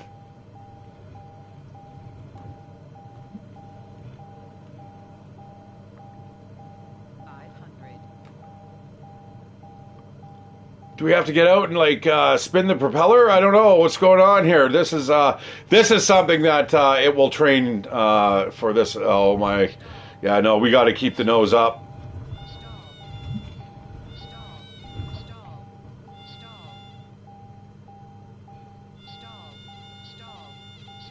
But at the same time, you don't want to stall. Like you don't want to drop out of there. You want to kind of come in. This water, though, man, it's gonna hit like a fucking brick. Like that airspeed is equivalent to like 100-something kilometers. So like if you hit, hey, look at that! It's a float plane now. Oh boy, that makes me not. Oh, imagine having to swim that distance. Okay, well, that's kind of neat that we landed the plane, so we didn't actually crash it this time. We actually landed it properly. Let's see if we can get out. Look at that! Can we go underwater? I'm Jesus. Just call me Jesus. I wonder if I can walk all the way there. That's boy, that would be a really lucky landing. That'd be scary though, man. That'd be like, Mayday, Mayday. All right, okay. Enough of screwing around with us. Let's.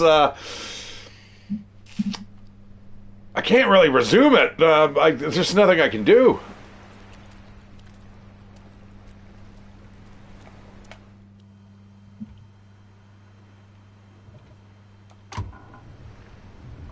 Oh, we can go fishing. Well, okay, let's see. You know what? I'm going to close that window. That was making me a little nervous. Boy, this is pretty good, man, if they do float. Let's figure out if we can take off from here.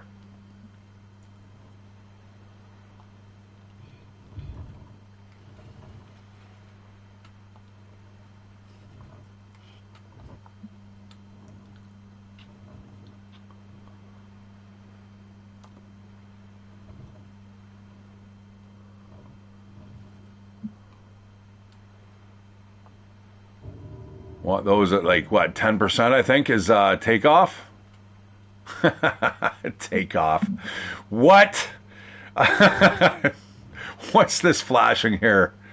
What's this ridiculous? Warning? What do you mean, warning? Let's turn that off. We don't need an alert.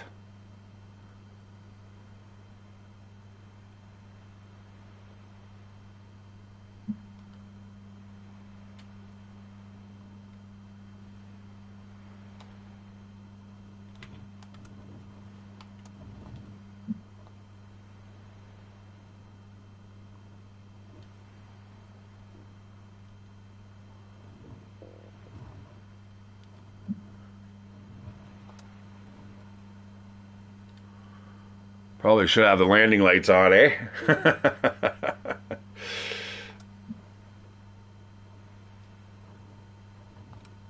Yeah, let's get some heat before we're in the ocean there. Oh my God, man, this is not good, and the sun's going down too.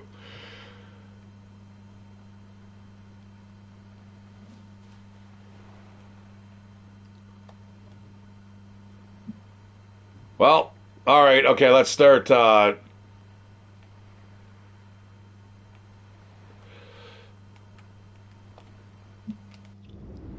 was fun. But I'm going to end the flight, and I'm going to go into a little bit of training here. As you can see that I need it absolutely. We're going to go see where I am. All right. Boy, we still had a long way to go.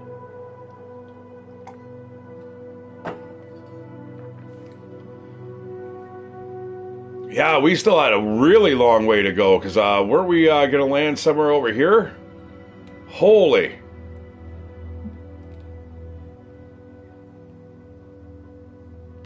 All right, there's Mexico, and then Cuba, and then you've got what, Puerto Rico over here, I think, and the Dominican. I think that's how it goes. Spanish Town?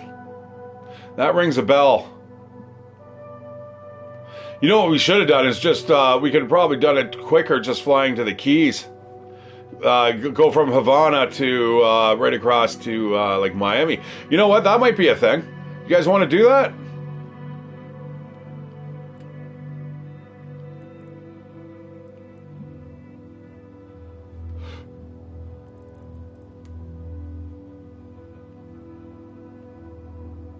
I mean, that might take a while, though, because where did we get? Where did we crash?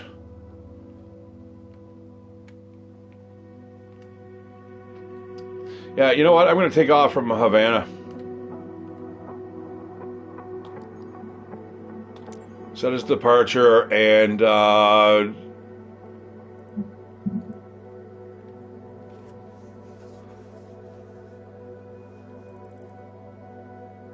where's Miami?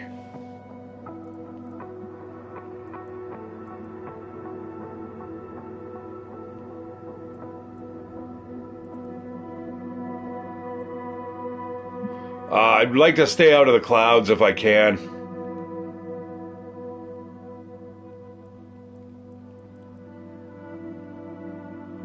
Miami executive set his arrival. There we go. That's our drug run. All right, let's. Oh shit! No. All right, it's easily within our flight range or parameters. It looks like we got a bit of a crosswind here, quite a bit of one actually. Going across this should be a challenging, but we should be able to do it. No problemos.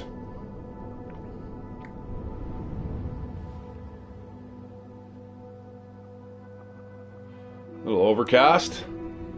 Ready to fly. We're going to take off the parking brake.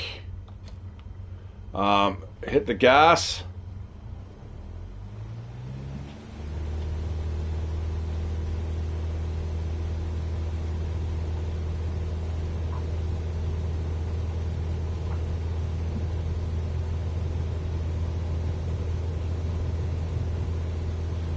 Flying into the wind. We've got a headwind, which is nice. That always helps in taking off.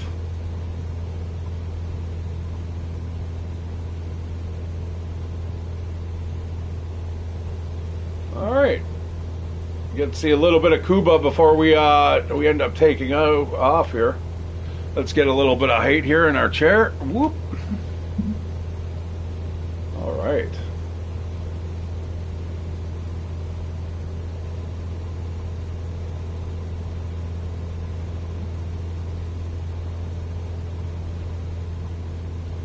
Yeah, I mean, Cuba's not bad. It was one thing, Carl Kaz, though, what he was saying, he was like, oh, yeah, you know, all these blue hair, people that are saying, like, communism or socialism never works. You know, they need to come to Cuba for a while. And then by the time he ended up leaving the the island, he's like, I hate this place, man. It's I can't believe that people can live here. So it's he had kind of two different messages there. You know, he had to pay basically for internet. You pay by the hour there, like and that's only in the hotels. These the average Joe Blow probably does not have access to that type of stuff.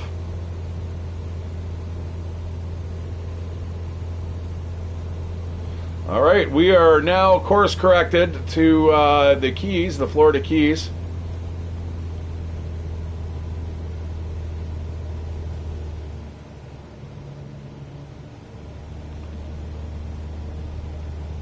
And I believe we have got a wind coming in from the east side here, I believe.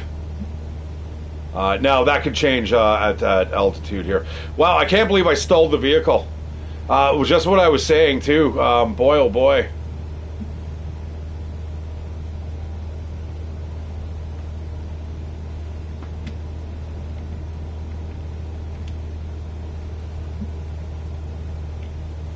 All right, now we're just going to fly over to Miami. We're going to go from a communist country to the biggest democracy in the world. Well, one of them. I would argue India is probably bigger. Flaps, thank you.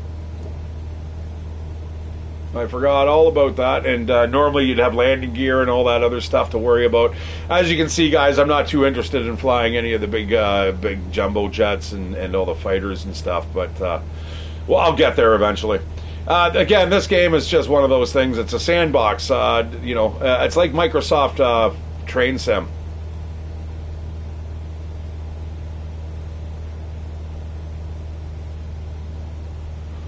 I love one of the best things I really enjoyed was driving a train through Japan.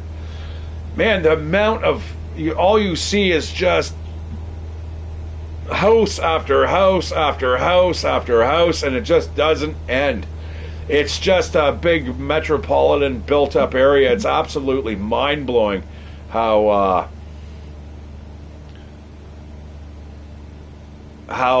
like built up that place is.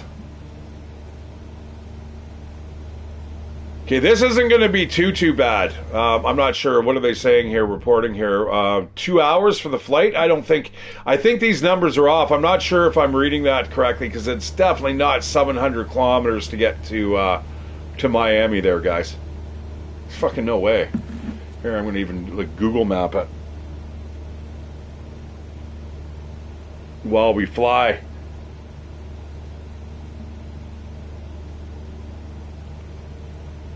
Got a good altitude and climbing. We're not climbing very fast, so that's good. All right.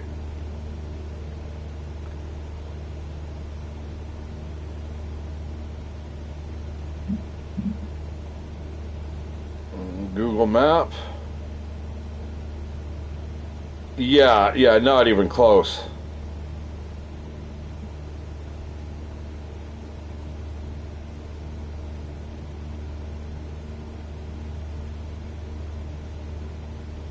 Maybe 200 kilometers.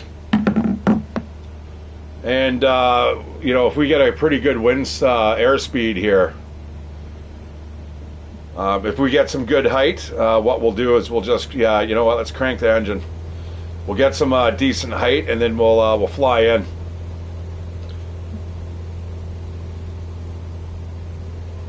Looks a little different this side of the ocean. I'm not sure if that is 100% accurate, but it seems like the Caribbean side seems to be a little bit. Yeah, whatever. Whatever.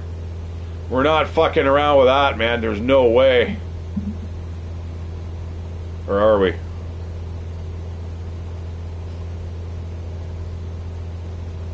I'm just going to do it at 90%.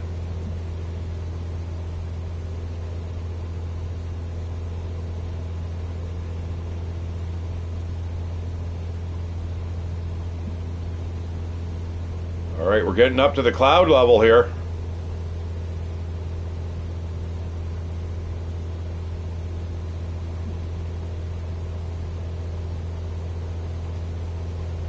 Now, the other day, yeah, please don't do that, man. Please don't do that. You're going to screw me up. I have no idea what the mixture is. And please don't stall. Please don't stall the vehicle.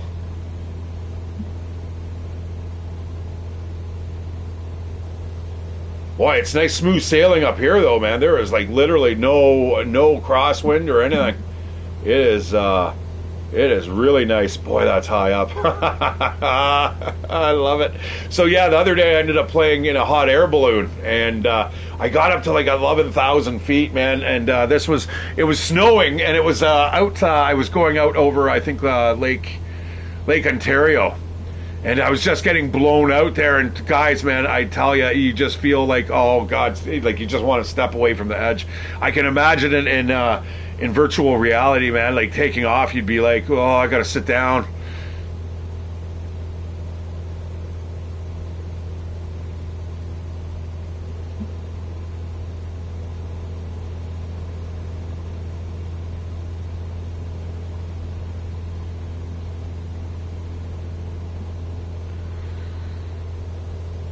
Yeah, once we get to a certain height, we should be able to see Miami, like, pretty shut up.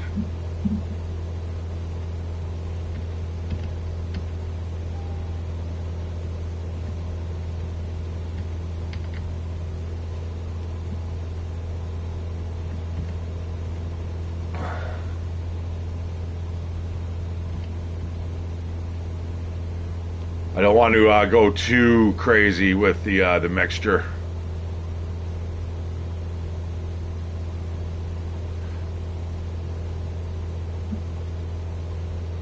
Because we are almost 4,300 feet.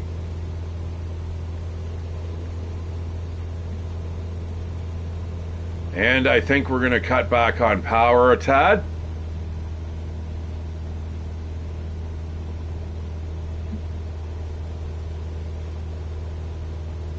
And I'm going to do a full mixture here.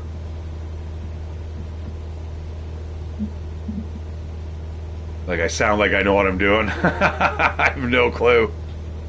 Absolutely zero clue. I want to make sure that we land this though this time, guys. I'm not liking the clouds. The clouds are definitely, it's getting a little hazy up here. And I'm starting to get hit by a little bit of wind. All right, fine. Let's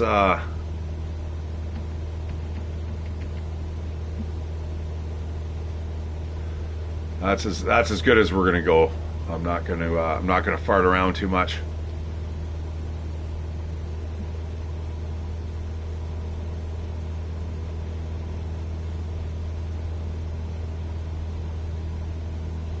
Nice puffy clouds. Yeah, you know what? I would do this if I had like a parachute. Absolutely. Although, fuck, landing there, that's terrible. I don't think that's a great place to land. I'm not liking how you're telling me this mixture's bad there, boy. Because now I'm going to give it 100%.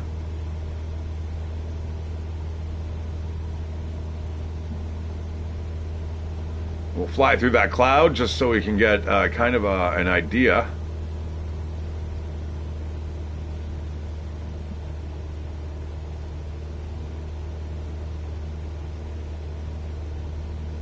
Now, the mixture has everything to do with our altitude. Because your plane does not operate as efficiently the higher up you go, right? The more problems you're going to have because the air's thinner.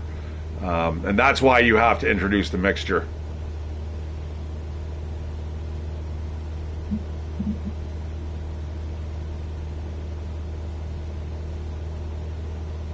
Oh, that actually helped quite a bit, to be honest. Just introducing that mixture there ended up basically giving me a boost, and I got altitude. I see what's happening.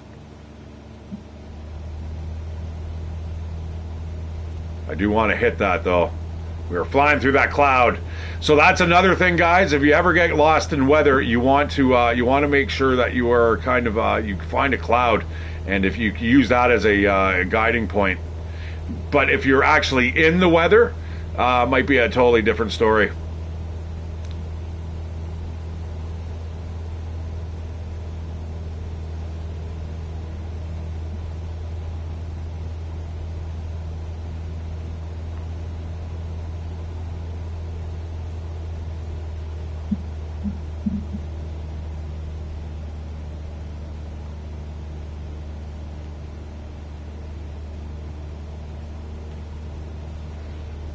Shift and E. Yeah, I might have been using Shift and E last time.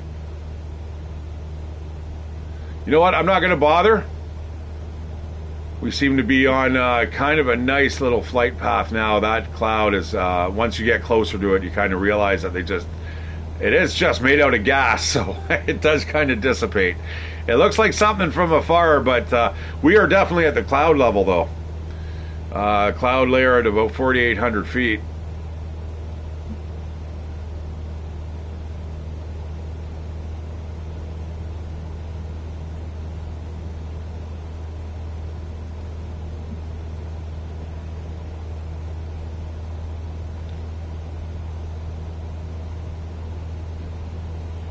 That's okay. Don't be confusing me with anything here. I don't need to know what the mixture is. Thank you very much. We know what happened the last time I did that. The whole thing just broke on us.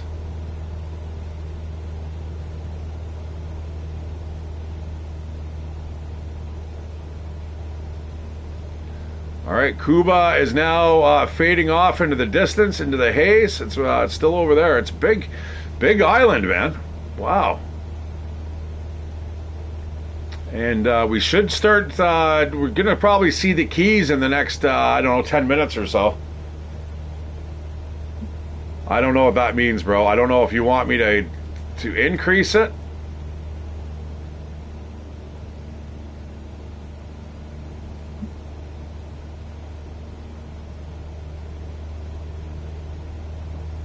We're losing a little bit of altitude. That's fine. Yeah, flying at about 5,000. That's safe.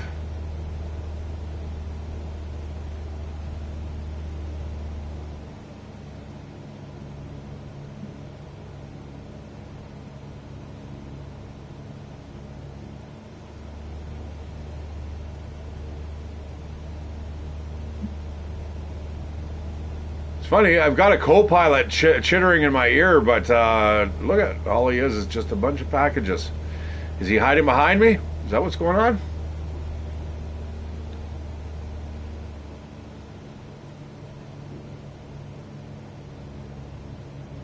Yeah, we definitely need to get this closer to Florida.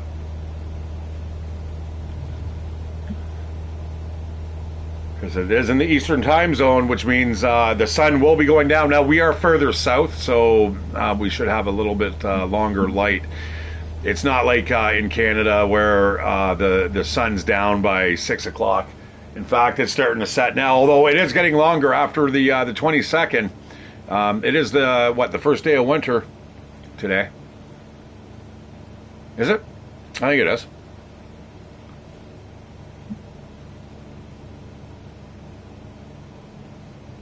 Yeah, I think it is. Yeah. So first day of winter, and it's actually it's past the solstice now, so it's going to start getting lighter, or stay lighter longer. But the sun still takes its time getting up in the morning. That's okay though.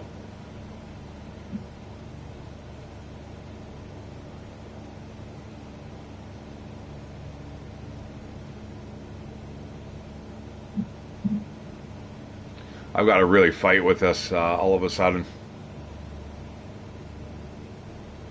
And flying in the clouds is never anything spectacular, but you know, it's one of the easiest ways that we're going to be able to kind of see ahead of us. Wow, that's quite the drop, eh?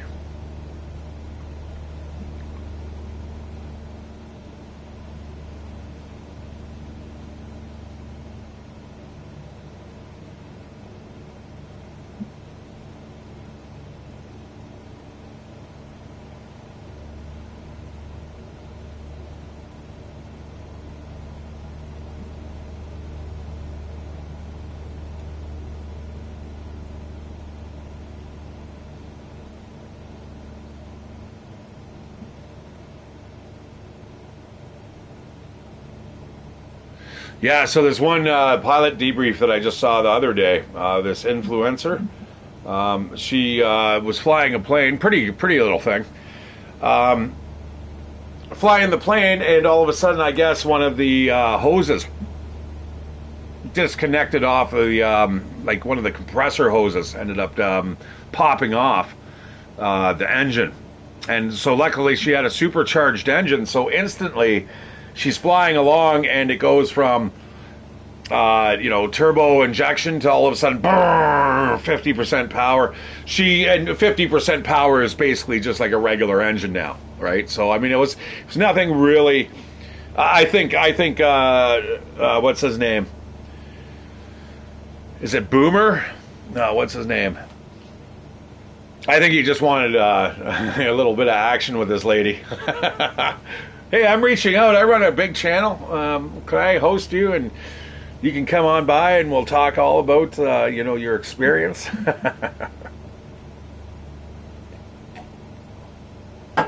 Sorry, pilot debrief. Yeah, I'm sure you don't have those intentions, but she's pretty smoking.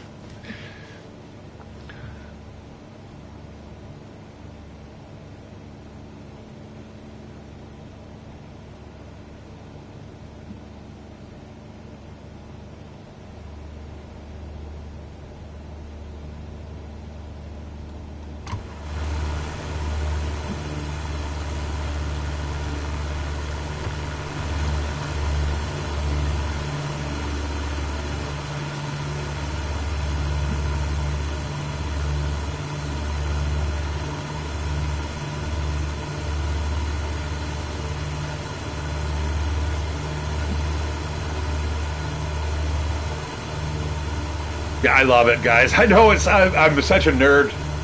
Like, I just feel like when I'm playing this right now, just a sense of relaxation.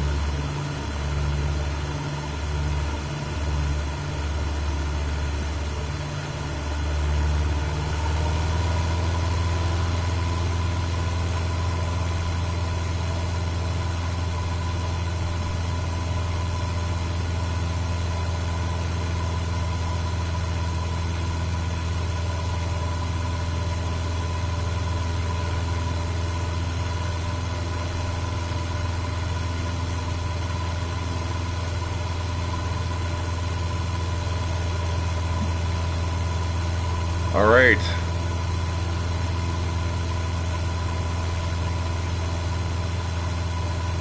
This is where we can really kind of start doing the dive bomb here. I'm going to reduce the, I'm going to change the fuel mixture to 100%. And we're just going to get some massive airspeed here. See if we can double it. Now, I got to be really careful. You certainly do not want to be busting the wings off your plane.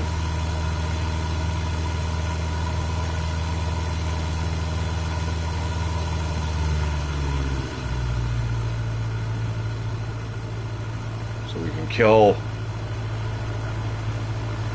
the throttle.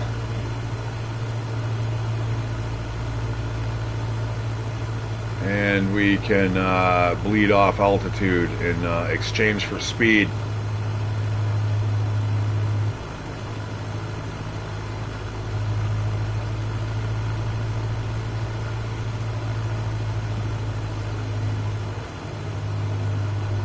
Again, you don't want to make banks larger than this.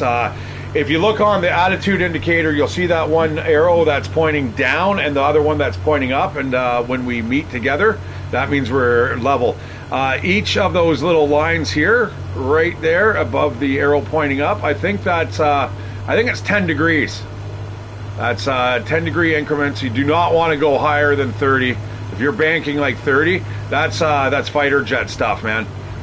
You can break the vehicle apart, so you just got to be pretty cautious. Just gonna add a little bit of power here.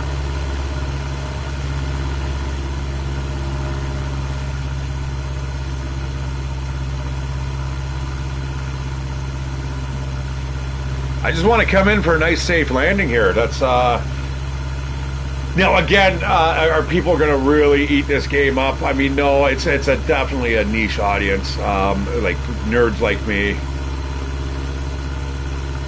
But you know what? You never know when you're going to need to know this stuff, man. And even driving a train through Microsoft Train Sim, I have enough knowledge where I'd be able to basically remove the brakes, get the throttle going, and kind of understanding those aspects. I'd need a refresher course, though, to be honest.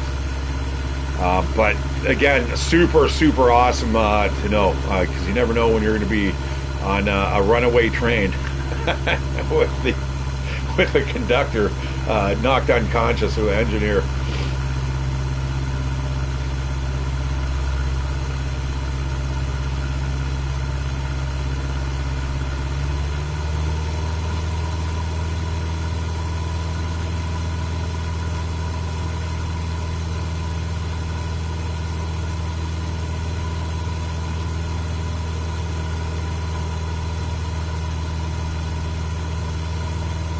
Yeah, I'm definitely going to have to take that class again.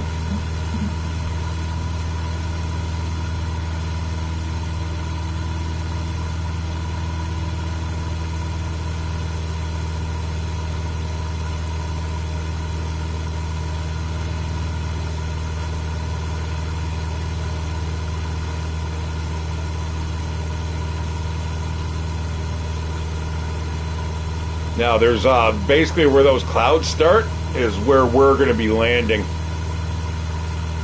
So we should, once we start seeing the keys, we are basically almost like right there. But as you can see, guys, it doesn't take long to get from, mainland USA to Cuba.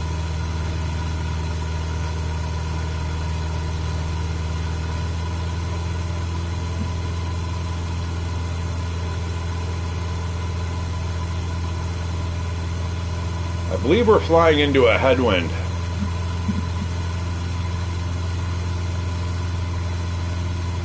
But I've just increased the speed quite a bit here, which is good.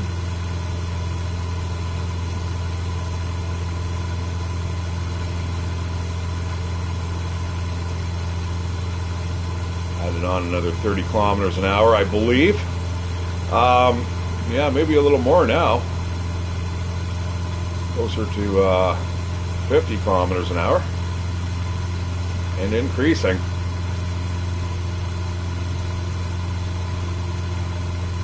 Alright, looks like we're getting a engine indicator. Engine's running a little hot.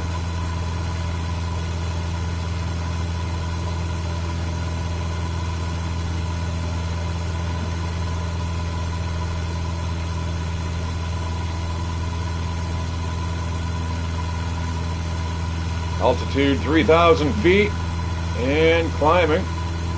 We've leveled off.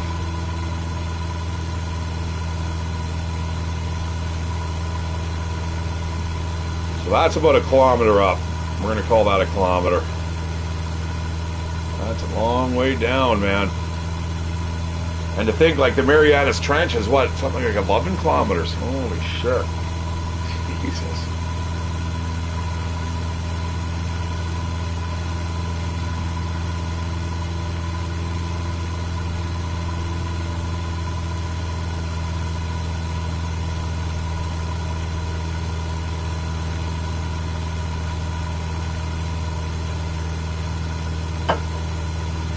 Yeah, I don't think so, buddy. Not this time.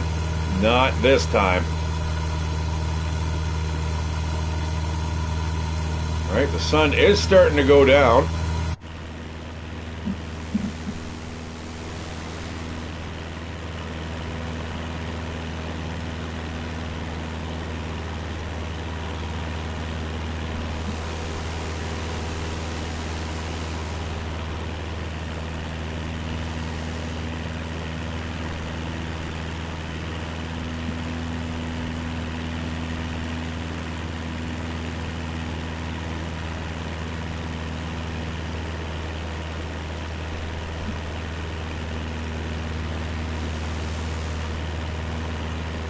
Huh.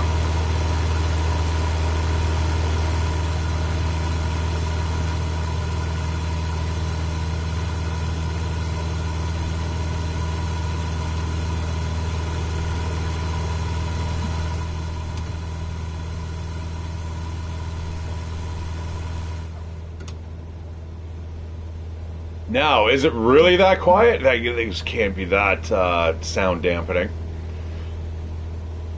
Really, if you look at the construction of this thing, man, it's just it's just a bunch of plastic with like some steel wings on it. It's really crazy.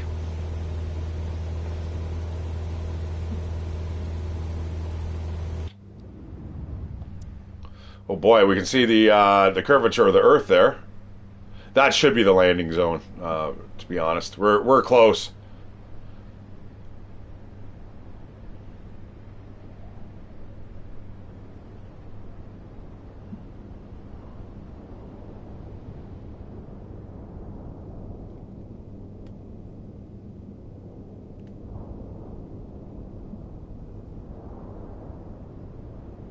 All right, the Florida Keys, they're coming up. And where the hell are we? That's where we took off.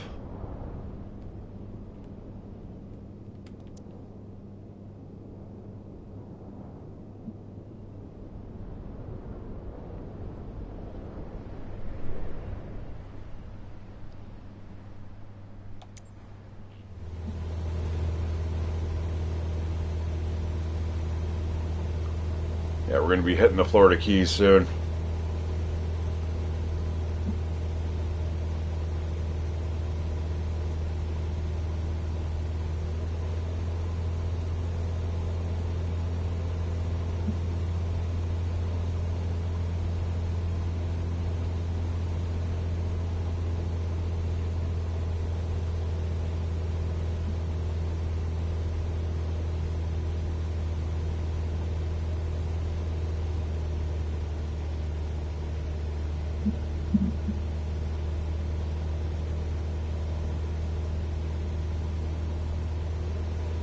Ah, that's what that button is.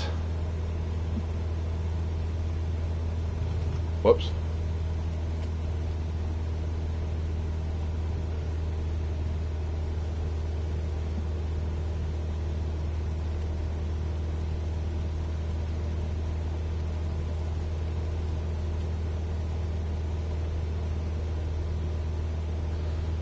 That will turn up those displays. So yeah, when you're getting the sun from behind glaring onto it, I get it. I was like, oh, glare? What glare? Like, what type of reflection are we talking about? But I see. Yeah, all these knobs. I mean, obviously, if you're in an emergency situation, you would definitely not want to be screwing around with all the different controls. That's the pitch trim. Uh-oh. Uh-oh.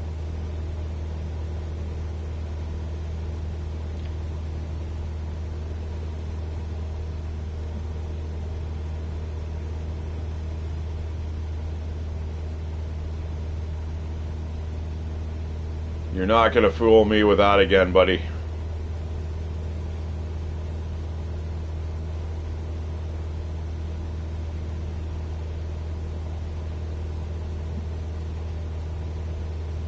You probably wouldn't want me in the pilot seat, you know, looking at all these buttons and stuff. While like, meanwhile, the plane's like going left and right. That'd be like terrifying. I'd be like, dude, keep your eye on the horizon. Now I realized we're super high up, so.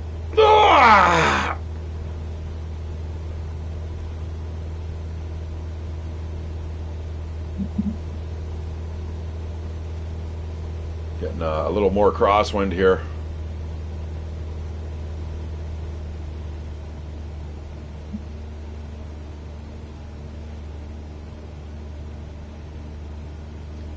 And the keys should be coming up. You know, it's one thing when you're flying water. It's really hard to kind of judge where the hell you are. You know what I mean? You have to really rely kind of more on. Whoa! Sorry, that was definitely nothing. That was not very conducive to smooth flying. But yeah, you know, it's just not enough to look at. It's very, very boring, right?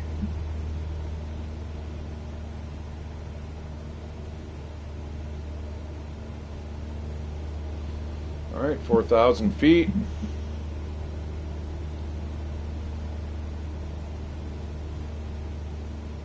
And once we see the keys, that will be a good indicator of how fast we're going. Again, those clouds are basically the mainland. And we're landing before those clouds, so we're there, we're getting there. It's just at this airspeed, I'm going to check it.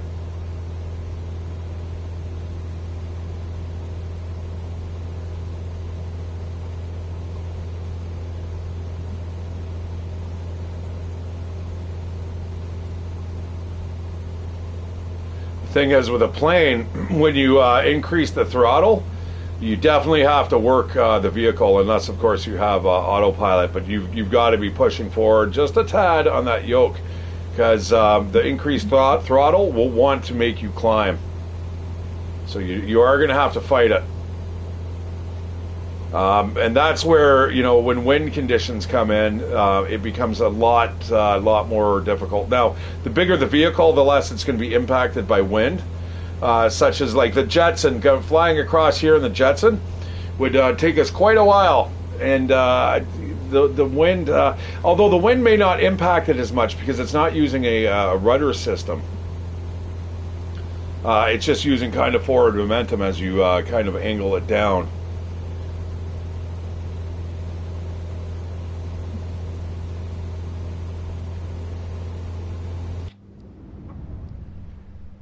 Yeah, like I'm not sure, man. Remaining on my flight? Like, what are you talking about, man?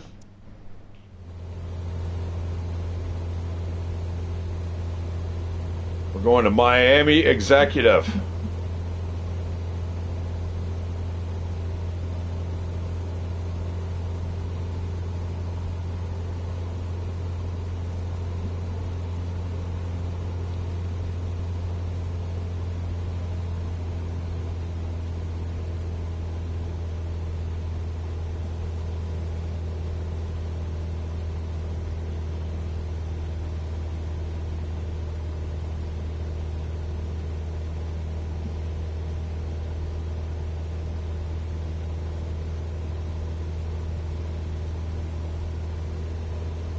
Boring.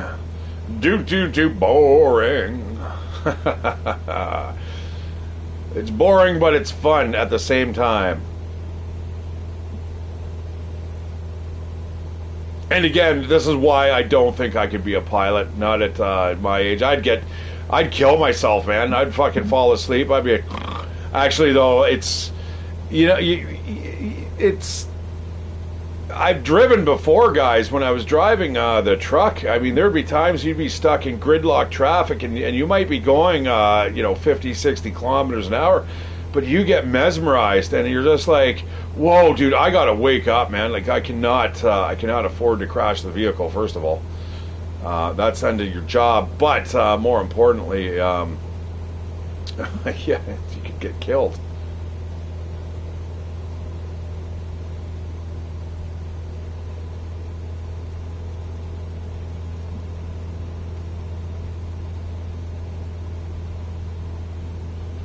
Not sure if that made much of a difference there. But yeah, we are definitely flying into the weather. That's not cool. Like, that as a pilot, as somebody who's just got their pilot's license, you're not allowed to do that, first of all. You have to have instrument flight rules to fly through cloud and stuff like that. Then you need actual experience to do it. Simulators count. But we are,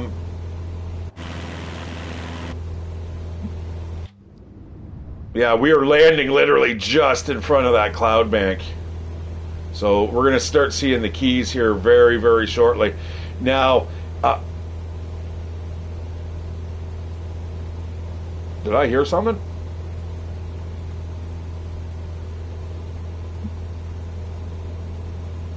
I thought I heard an alert.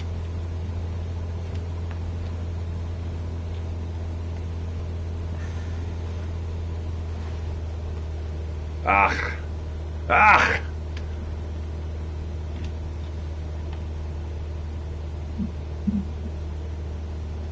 All right. we're going to start seeing the Florida Keys here. And if you don't know what the Keys are, it's an archipelago, or a chain of islands that are at the tip of Miami, and they are basically attached by bridges. It's a whole bunch of bridges you can go across. It's where the rich and famous live too, I believe. Oh man.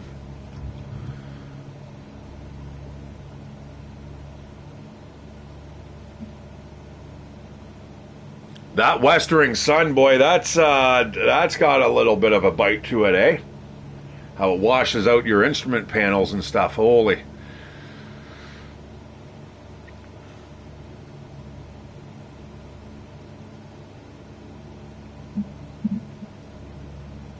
All right, I think I can see land.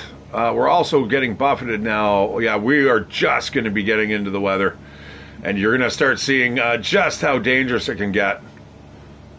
And this is why, as your regular pilot, you do not want to be going into the clouds. In fact, I'm going to just, we're going to do the cloud scudding. Well, hold it. Let's fly through one cloud first here.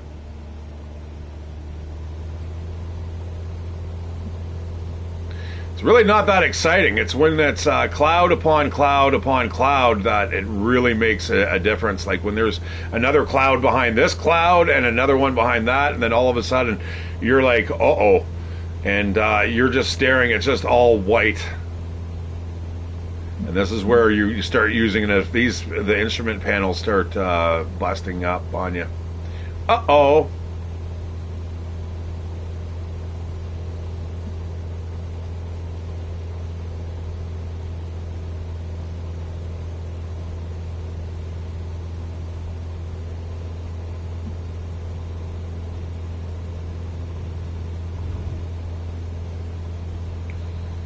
So you get kind of an idea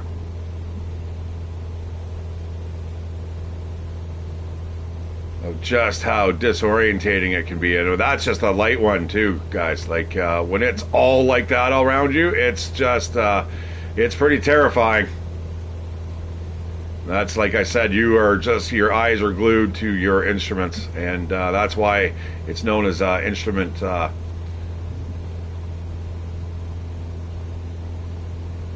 flight rules.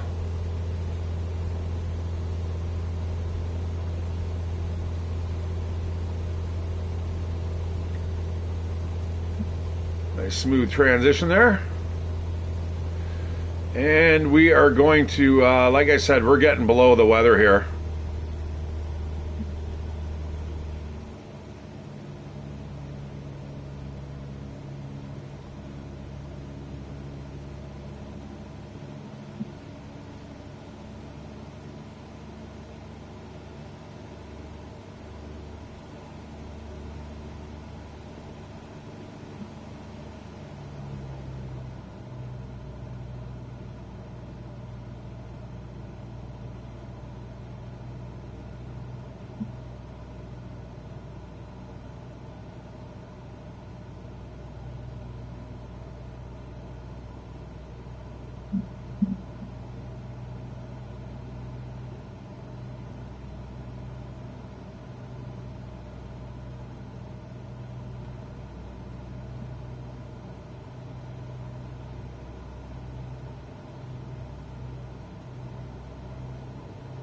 We'll get down to around, yeah, it looks like about 3,000 possibly.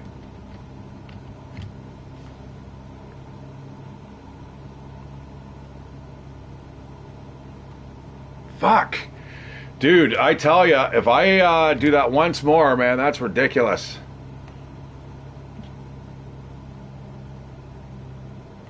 Oh boy. That's like literally just looking out the window there. Are we going down? Oh shit, we're going down.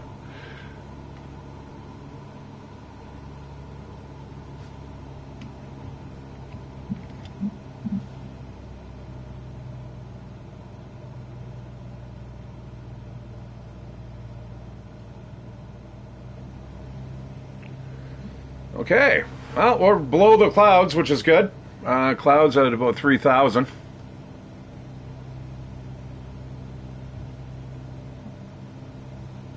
That's still good. I mean, as a pilot, you can certainly fly in this. And what you're going to want to do, there's some big cloud banks here. You're going to fly around these cloud banks. Just kind of use these things as like kind of obstacles.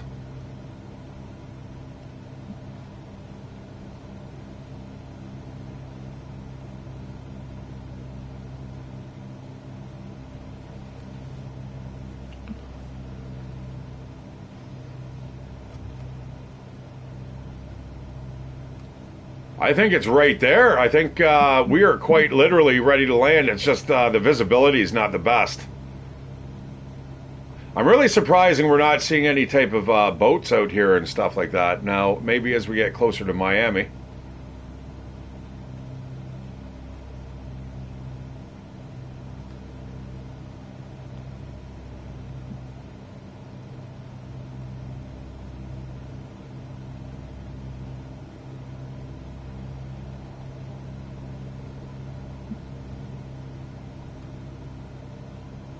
Aha, aha, we're starting to see traces of airports here. That's some big ass clouds that we're flying into, though. Now, this is how things can change on pilots, guys. You'll hear it all the time. Somebody will like take off. They'd be like, "Oh, that's great. You know, yeah, there might be a little bit of sketchy weather where we're landing, but that's okay. Don't worry about it." No, it's not, guys. The amount of people that I've heard ended up basically crashing their planes is because they're just not going to a closer airport or one that is more, better weather. It may be farther away, but this is the thing, guys. Remember, planes are. You don't want to be flying under a commitment. Like, boy, I have to get to work. I have to get to work tomorrow. I have to fly because you're going to start making mistakes like that. You gotta treat every flight like it's not important, and if you end up, landing 150 kilometers away from your destination, then so be it. And then you have to rent a car. Don't forget, we've just made the flight from Cuba, Havana to Miami, in what, about an hour, let's say. So what's another hour worth of driving once you get a car if it saves your life, right? So, yeah, definitely. We've come in just at the nick of time. So this is cloud scudding. This is kind of where you're just skimming underneath the clouds. Where you kind of follow the weather. But you got to be really careful, guys, because it can drive you into the ground if you're concentrating too much on the cloud level, and then next thing you know, you're like, oh shit. It's generally at night flying, right? Night flying is totally different, though. That's another thing. Flying here in night would be very, very difficult just because it is just purely black. Your horizon is black. The sky, you've got, maybe if you're lucky, you can see the stars. But this would probably be about the limits of a beginner's pilot license, what we've just done, the flight here. And I wouldn't even personally want to do it myself. I wouldn't want to go over this much water.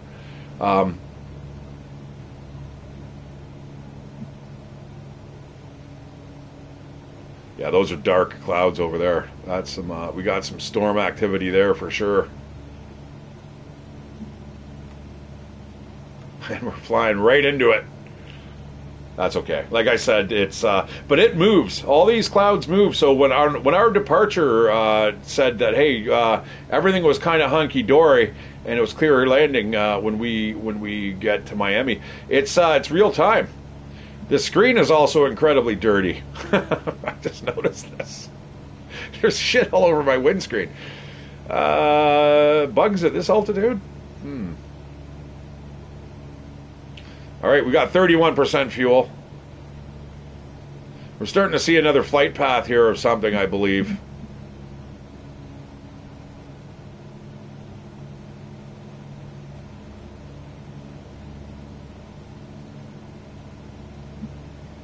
Huh.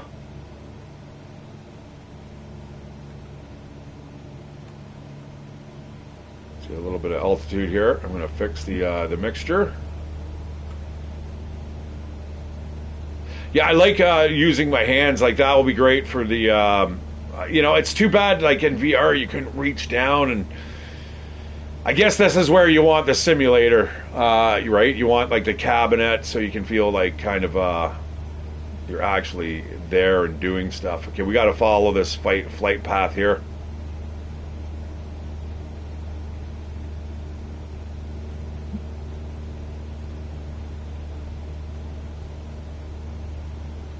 Now, the trouble is, once we see the keys, it's going to be just a matter of a quick landing.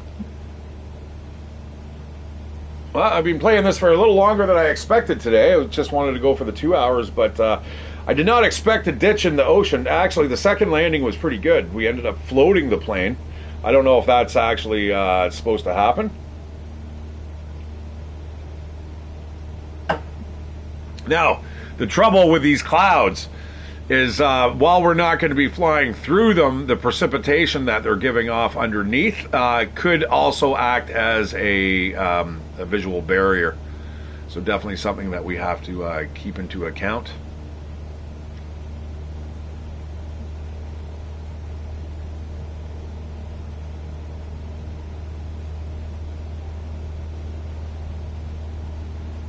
That's always good.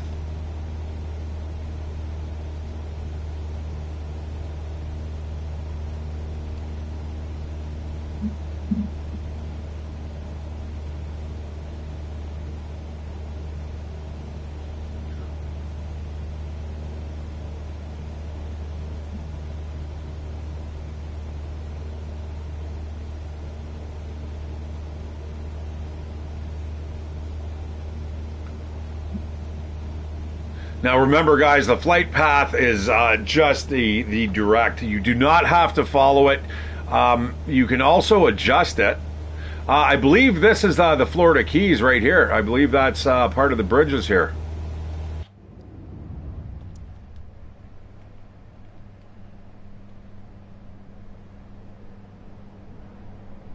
Could also be the seam of the map.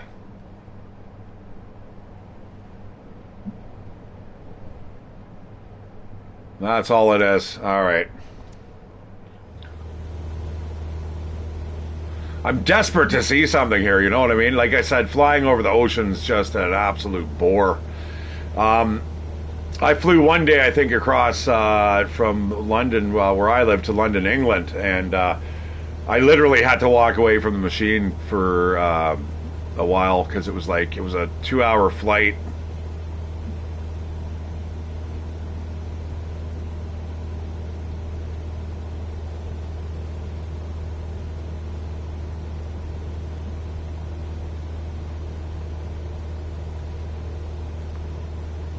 All right, we're heading in at pretty good. It's there's the land. The land's coming up. You can start seeing it off in the distance.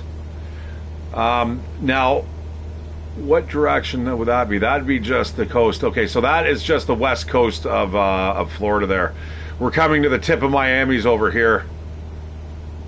Sorry, the tip of Florida. Yeah, these are some big ass clouds we're going to be flying into. Luckily, we are going to be close to landing, because they could potentially be blowing right into us right now. And hopefully we don't have a big crosswind. Crosswinds for little planes can be difficult to contend with. And I don't want to have to do a fly around.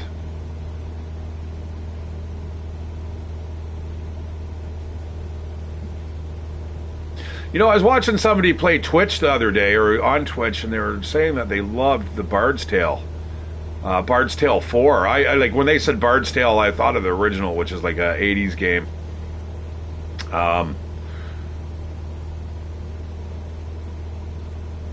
It's a fucking awesome game. It really was.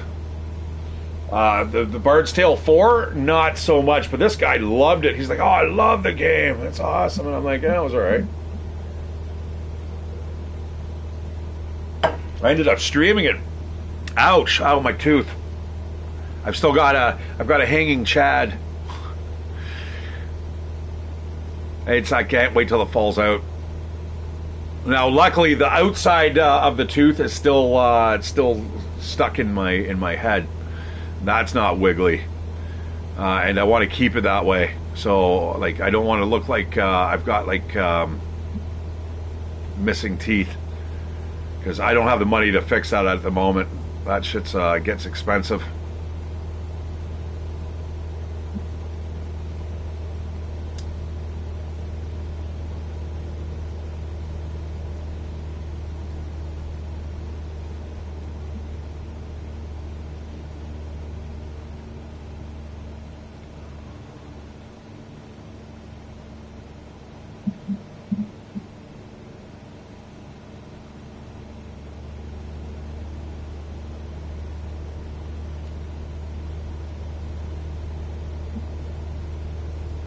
Now, I ended up getting quite a bit of viewers actually watching my last stream for this. It was like 125 or so. A little surprising, you know. I know some of you guys are probably interested in this as well, so that is probably a big draw there. Some of my subscribers going, huh, Microsoft Flight Sim, eh? Now, I know my demographic is anywhere between 18 and 35, so I can kind of see there may not being some interest there. I did not really want to start picking up flight sims or any type of simulator until I was probably into my 30s. But like I said, you just never know, man. You never know when you're going to need to have these skills.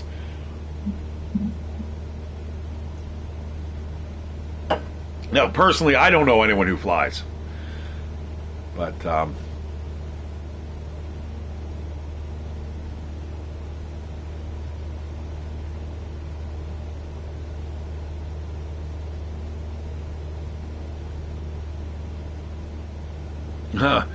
warning, assure that the seat is locked in position prior to taxi, takeoff, and landing. Yeah, you don't want your seat going jerking back while you're taking off. Holy shit. That is, yeah, there's a big checklist, guys. The pre-flight checklist is written in blood. And if you know, you know. Somebody somewhere has not done something on that checklist, or they should have done something, or somebody thought afterwards, hey, that should be on the checklist because this happened. You know, somebody has died somewhere down the line in order for you to get that checklist, you know, sorted. And one of the biggest things is, you know, just the pre-flight, making sure that your seat's locked in place. Now, they do have some software that lets you go through the pre-flight checklist, and as you check things, it will say, you know, make sure flaps are set to 5% or 10%, because that's your takeoff. You know, check, and then it turns green, and then it will give you the next thing on the list. So that's kind of really cool.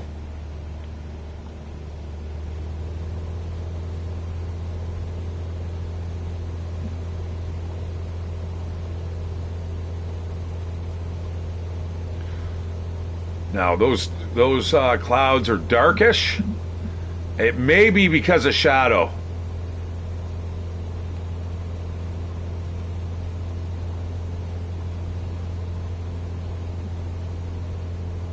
But we should be landing at pretty good timing. Holy man, we're still a ways away. I'm trying to increase the airspeed, but there's only really so fast I can go here.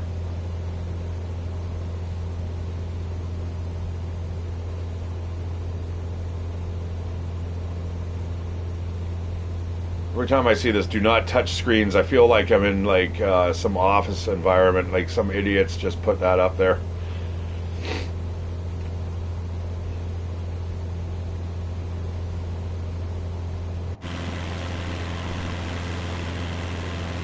Still nothing, eh?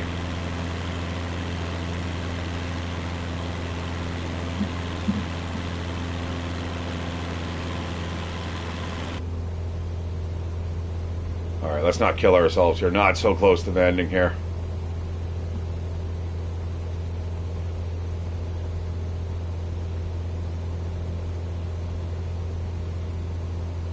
Yeah, so eventually what happens is you will go fly in conditions like this when you want to do your instrument rating. So it will be a high cloud cover where you actually have altitude below you. Like you definitely do not want to be doing any training in like 1,000-foot cloud cover or lower. You know, you want to have it up about 3,000-4,000 feet. So when you get out from under the clouds, you've still got like massive amounts of altitude. You know what it is? It's being obfuscated, I think, by the cloud cover. To be honest, I think I am gaining a little bit of height here, just cause. I've got nothing better to do with my time.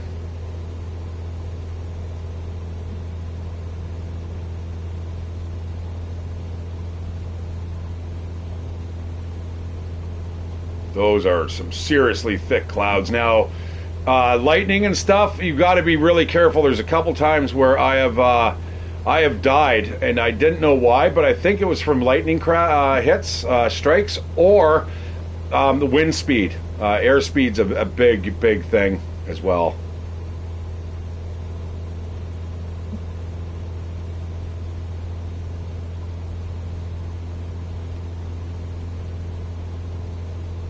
I'm not going to play with that much.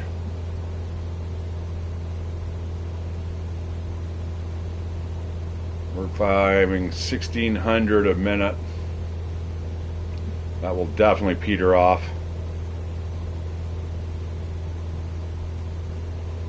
It almost looks like our flight stops right here. That gets impossible, though.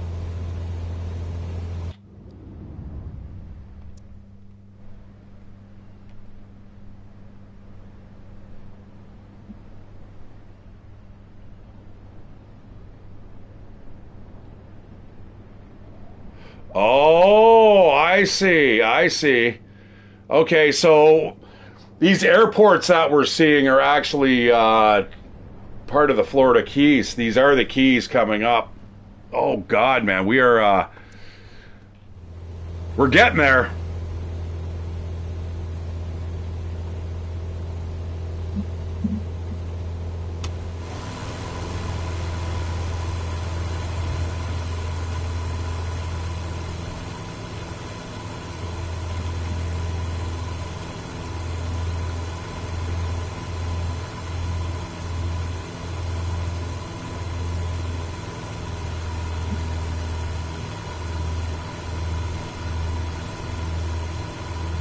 Now you can see we are just above the azimuth of the sun hitting the horizon.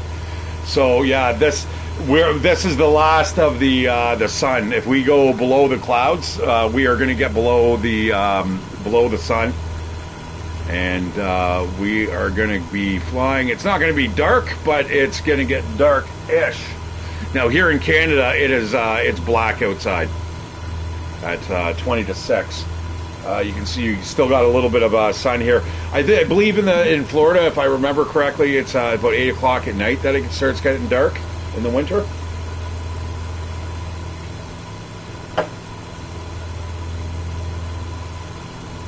Yeah, there's just water all below us, and this is where things kind of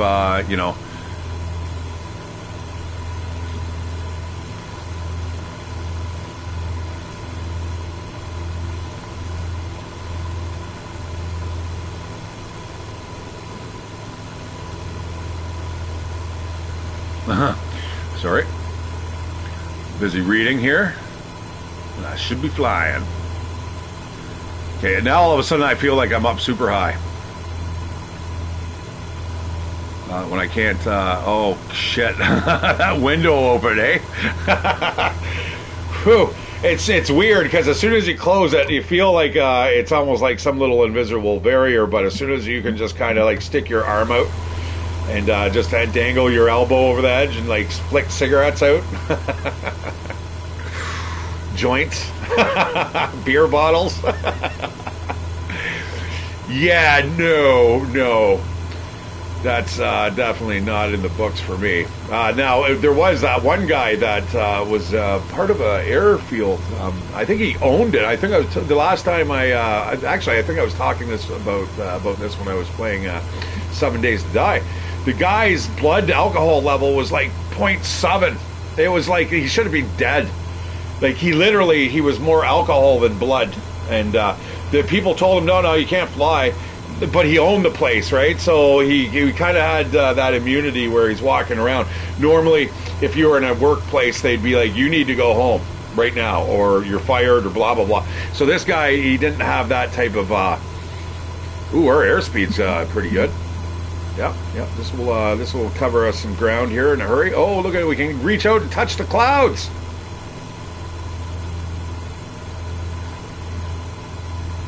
That is the Keys right in front of us. Okay, we're going to be going above ground soon enough. We're going to hit those clouds, though. Let's at least fly through the clouds. Well, like I said, we'll have a little bit of fun here. But anyways, so this guy was not kicked off of the airfield, and what he ended up doing was getting into a helicopter, and he ended up crashing it. Now, this guy had a whole bunch of different diseases and chronic conditions and stuff. So I believe it might have been, kind of him offing himself, but because he wanted to do it in the fashion he loved. The guy was like 78 or something like that. He was old enough. And I guess, when you get to those ages, man, you've got to kind of make those types of decisions, man. That's no decision I want to make. And then meanwhile, my roommate's mom, she just kind of went to sleep and never woke up again. And she even was, my roommate tried to wake her up. Hey, mom, and she just opened her eye, just a little crack, and never closed them again, and that was it.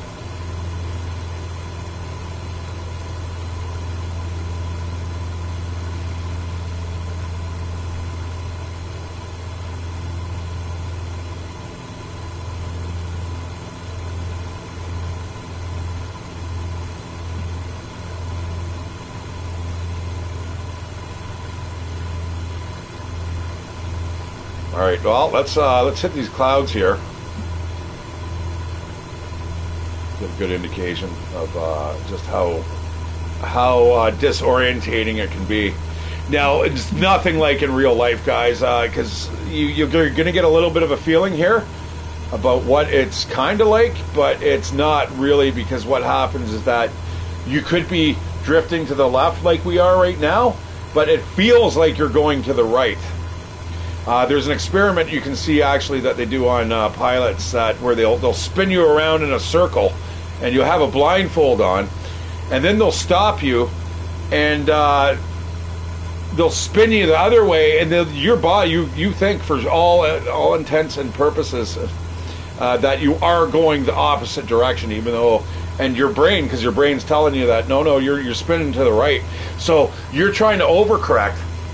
And that's where you get into your graveyard spiral and other types of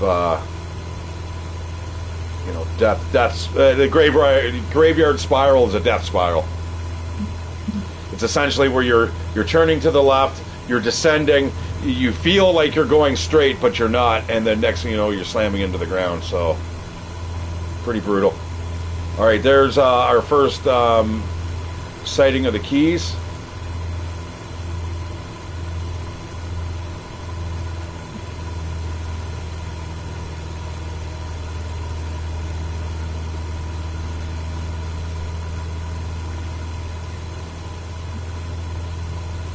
Now again, the clouds are really wispy. It's when you get the very high cumulus cloud layers, or the dense where it's just it's not spotting, it's just a pure cloud layer. That is where flying through the clouds becomes extremely dangerous.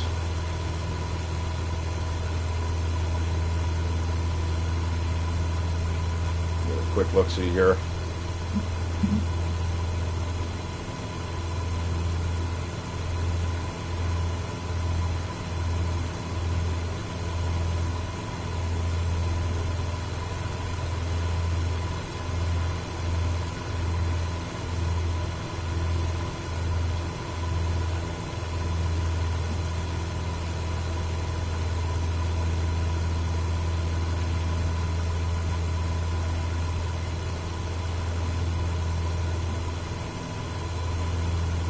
And as you can see, we have nothing really to give us any type of indication of where we're at. There we go. And then once you're actually in it, you know, you're all instruments, guys. 100% instruments. Boy, yeah, that's a different perspective, eh?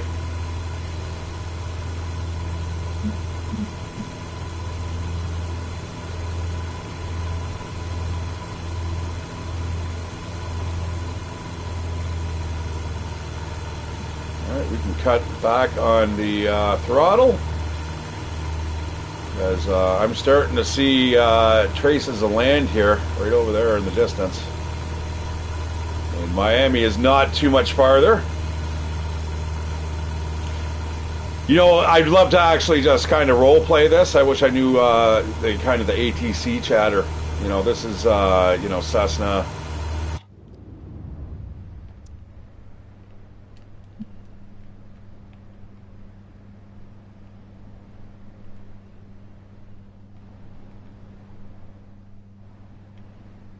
You know what? There's an easier way to do this.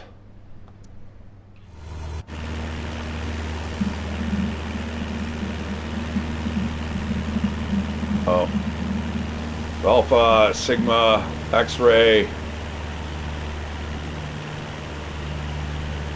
Gamma, Sigma? I don't know. I'm not sure what the phonetic there is. My screen is really dirty. I don't know if that is just kind of what is supposed to be happening here. Altitude now. As you can see, guys, when you start getting up, everything starts to blur into each other. Can't really tell the horizon from the cloud layer. I am just going to we're going to drop below the clouds here. Get back to about 3,000 feet.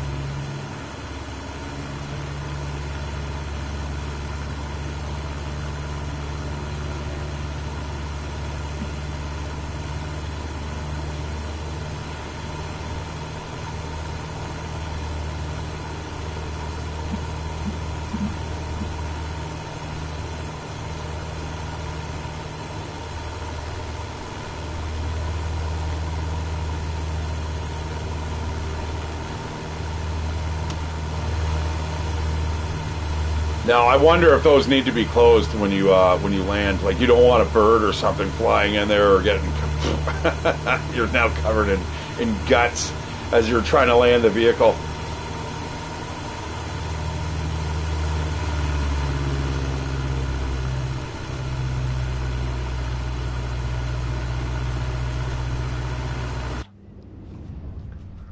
And look at it, it's still, weirdly, it has still got a huge amount of time that we're supposed to be flying for, but that is definitely not the case. I mean, there's the Keys right over there. There's actually airports where we could land. I was hoping to come in for a landing, though, before the night fell.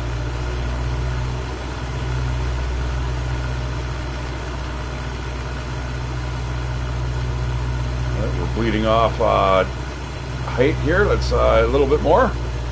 All right, another successful smuggling flight. We're bringing over the cigars from Cuba into Miami. Those things, man, they're expensive. They're like 30 bucks a cigar, man.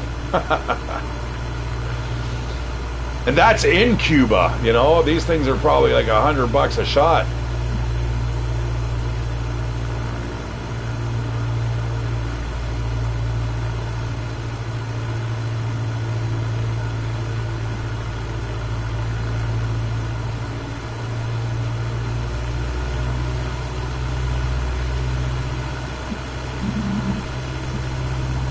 And again, you can kind of see where the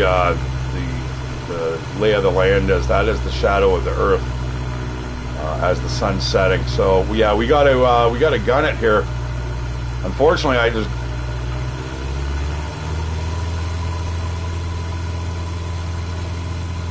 is about the only way I'm going to be able to do this.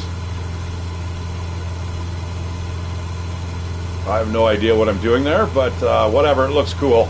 Looks like I know what I'm doing. It's the landing, guys, that counts. You know what they said, though, in that pilot debrief? The chick's like, I forgot what she said. I'm glad to be on the ground. He's like, I'd rather. The guy responded. He's like, yeah. He's like, I'd rather be on the ground, wishing I was in the air, than in the air, wishing I was on the ground.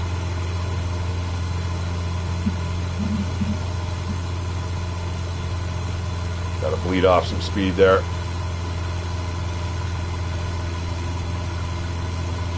All right, looks like the cloud. This is what I mean about the cloud layer, guys. It's dropped. It was at around 3,000. It's dropping now to about 2,500.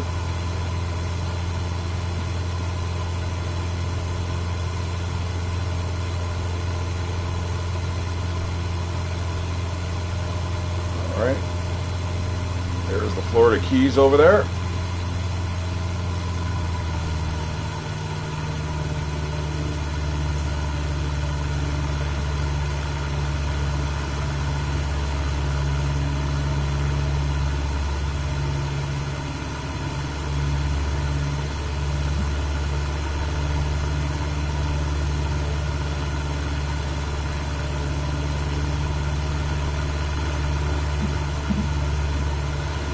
Big world, it really is, man. Yeah, this is quite the flight. We've only got we got 25% fuel, 23% to be more exact. But we started off with 50%.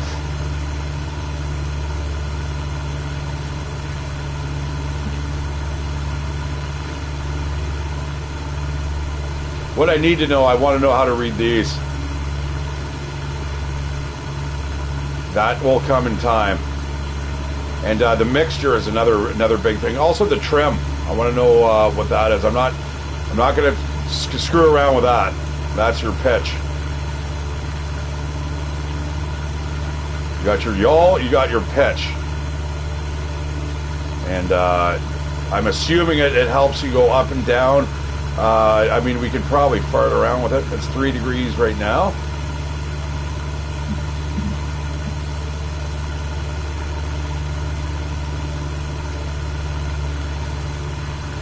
Now I'm assuming that is where you can kind of level it off. If you find you're drawing up too much, your pitch is going up too much, you could probably trim it. That's probably what it means. But I'm not 100% on that. So we're going to set that back to 0 or 3%, the default.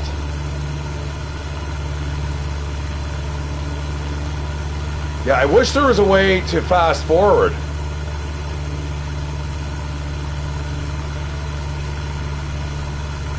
Or better still, it would be really nice if I could get the autopilot on.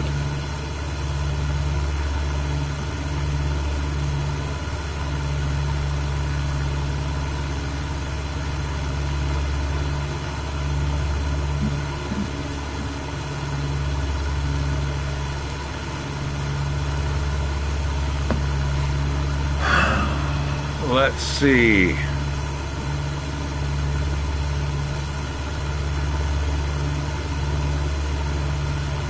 I guess I can look right here. It looks like we're flying level though.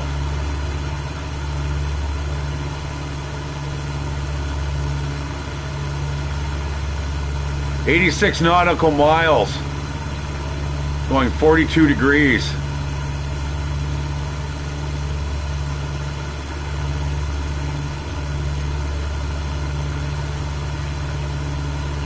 RW09 to RW09R. All right, well, it seems like we are kind of stable here.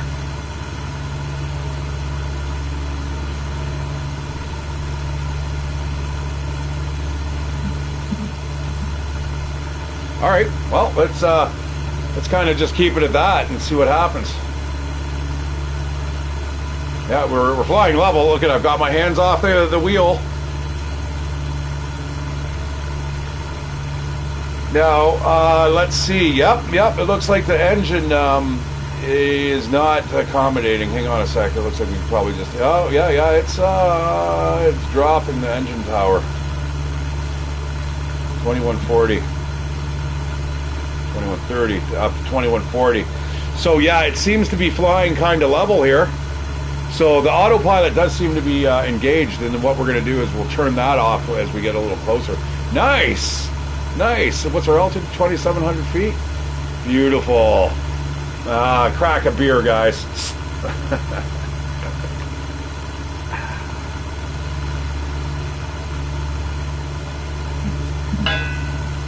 That will be me on Boxing Day. I cannot wait.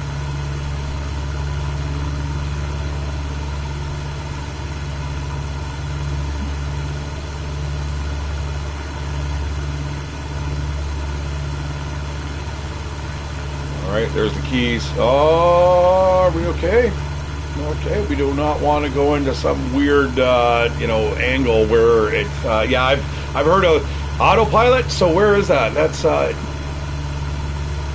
somewhere down here, is it? Heading knob, flight director, autopilot. Let's see. I wanted to zoom in on that.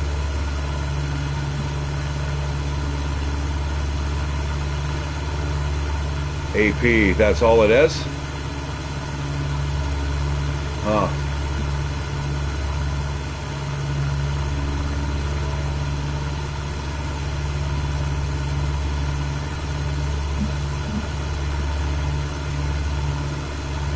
All right, let's lower the seat here a tad so we can see out the window. Yeah, baby. There's the Florida Keys. Yeah, those are all connected by bridges. And again, that's I think that's one of our first boats that we've seen. Yeah, this is nice. Our altitude seems to be maintaining itself. Well, that's the autopilot's fault, isn't it?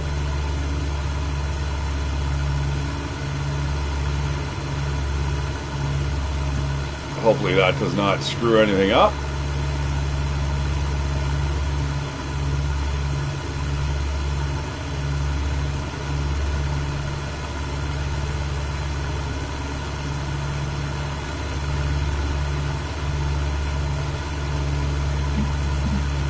Yeah, I don't know, man. I'd have to have a... If I could not see in front of me, I do not want to be flying. All right. Now, is it going to correct our course here? We do have to go a little bit. Oh, I think it's doing it. It's saying 42 degrees. We're at 62 now.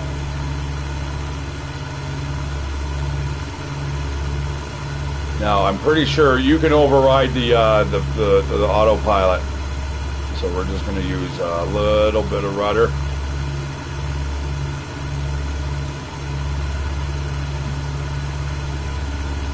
Get her heading down to 42.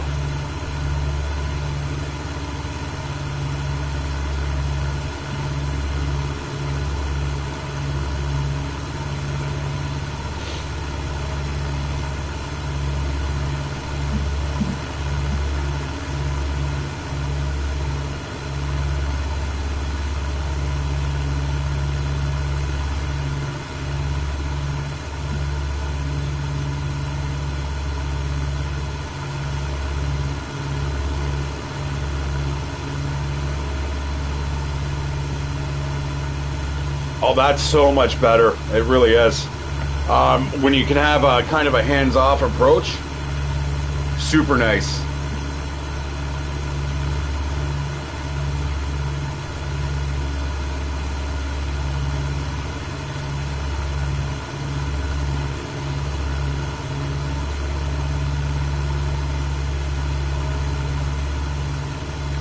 You know, still super far away from land, guys. I mean, if you were to like plop into the ocean here, man, that's a really long swim, and you have no guarantees, man, that the ocean current isn't going to take you out even further.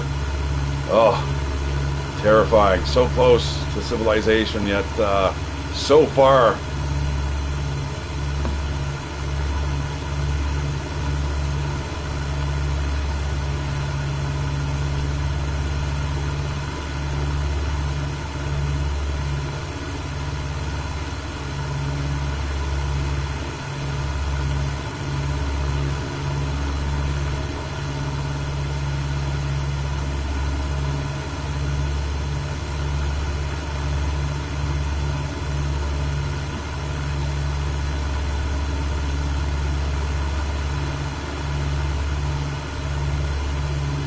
Yeah, we got to be landing soon, guys, because I do not really want to be landing at night.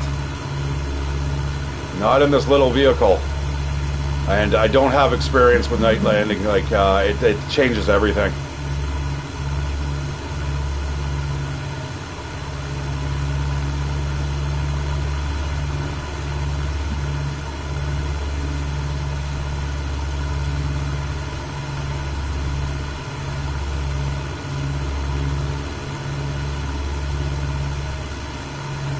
Yeah, I don't know. I think the first time that I would feel any type of like wind resistance or you know, turbulence, I think I would be just no. I'm not feeling comfortable here. All right, I can see some lights coming on down below.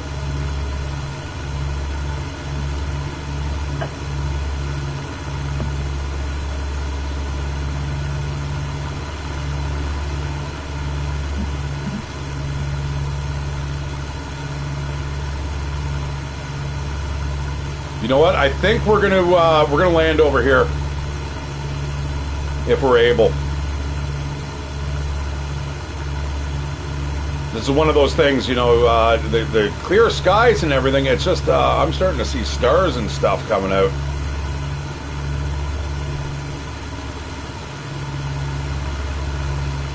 And everything was hunky-dory when we left Cuba. But now, I think we might want to land at one of these smaller airports here, just so we can have the a visual. And as you can see here, there's the keys.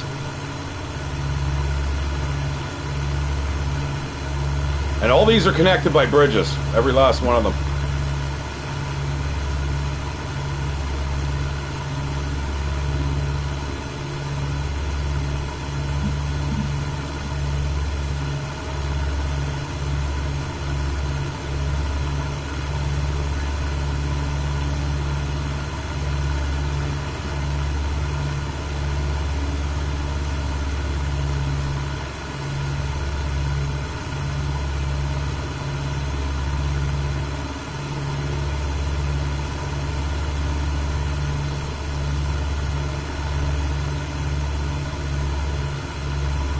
Yeah, we're landing at that airport right there.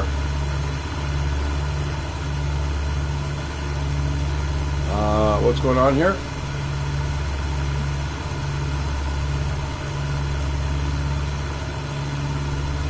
Caution. Low fuel. Oh shit. Thank you for that. So you get 20% of your fuel and you're like, uh-oh. Yeah, we're gonna land right there. Air traffic control, this is Cessna 180. Requesting emergency landing. I don't want to declare an emergency. I would be like, what is it? Pan.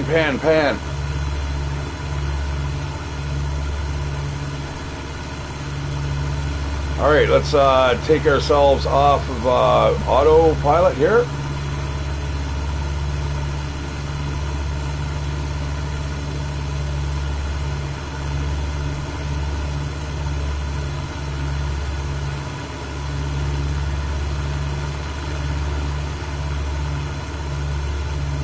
We're still a ways away, though. I mean, that's man, it's a distance, and I'm not sure of the lay of the airport. I'm assuming it's going to go from east to west here.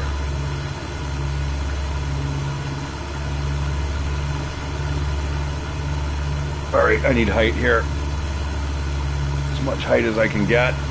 A little distance from the instrument panel.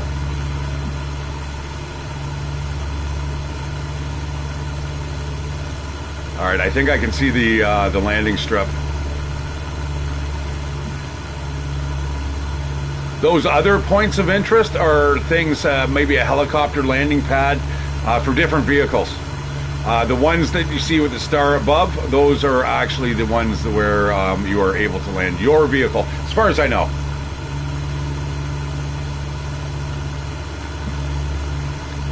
right, yeah, yep. All right, I can see it. I've got a visual on it.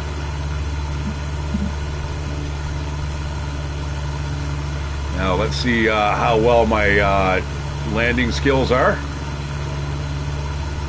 I'm gonna start bleeding off height.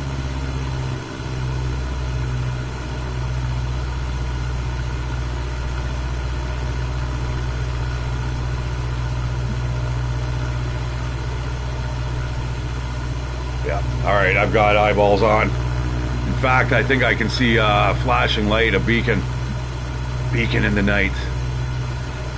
Like Babylon 5. Yeah, that looks like it looks like we're on the right trajectory here.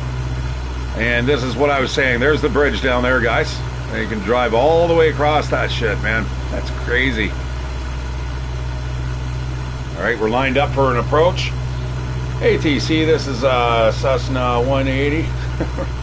Requesting landing at, what is it?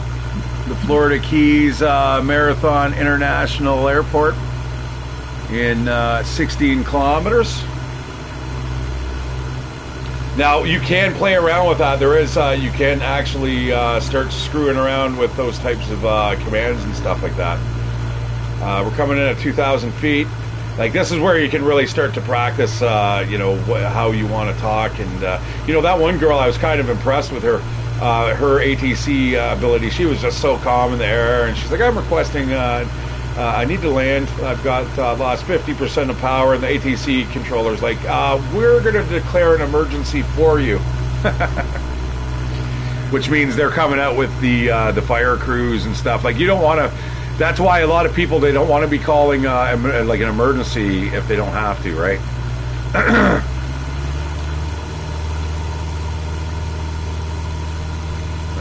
It's a little bit of embarrassment there, but I wouldn't be embarrassed. I'd be like, whatever.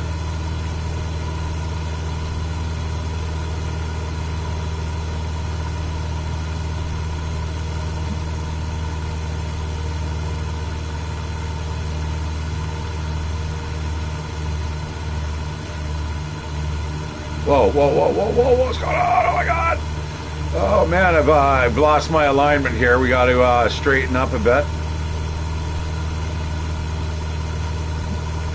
Yeah, we are coming in the right direction. You can see the flashing lights there. That is the direction of travel. I don't know if you guys can see it or not, but it's like right there. Right there.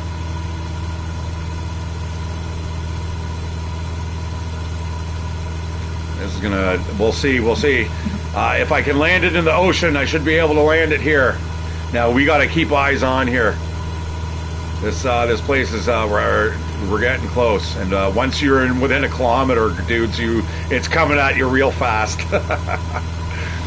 So basically, if we were to follow this bridge, it would take us all the way where we need to go, which is over there. But like I said, we're not. I don't really want to land in the middle of the night. I don't want to be flying anymore across like shitty ocean.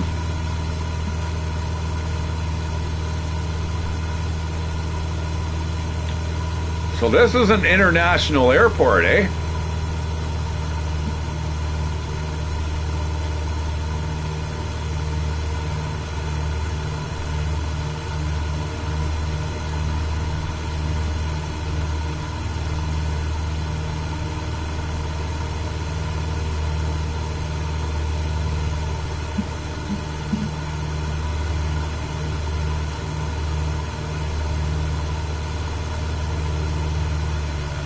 All right, I'm going to get down to about 1,500.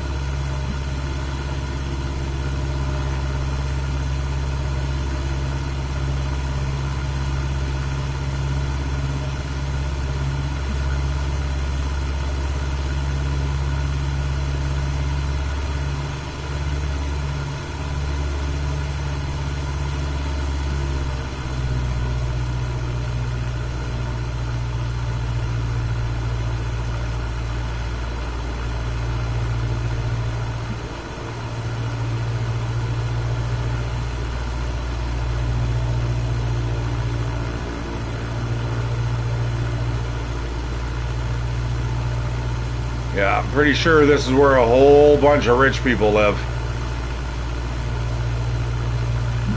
Look at your own little private beaches and shit. Oh my god, man. That must be, and there's your, like, a little private marina. Oh boy.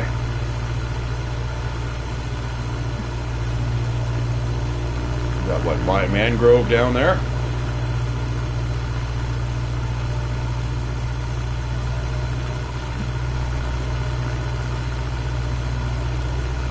Now, I wonder if you can make calls to the, you know what, I'm going to see.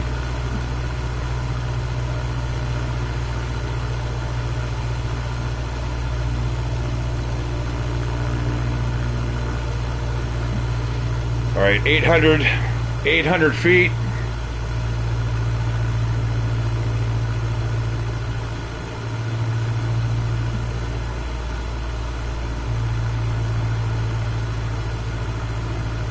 Yeah, we're doing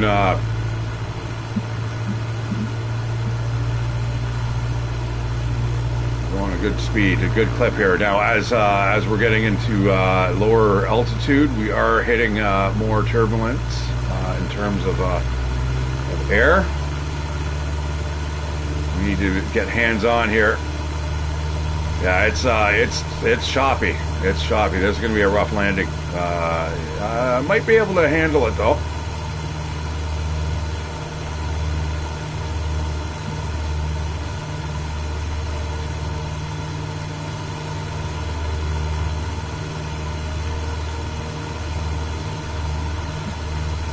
Cool. Generally, you want a tailwind when you're coming in. You don't want a headwind. You don't want anything. I mean, a headwind might be okay. It will slow you down as you come in, but boy, this is a little. I need the flaps 10%. Oh shit, man! Fuck off! Whoa, man! I am getting buffeted here by hardcore.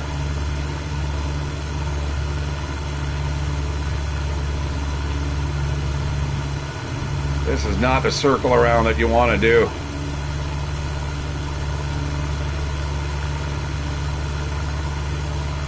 All right, it's all good. It's all good.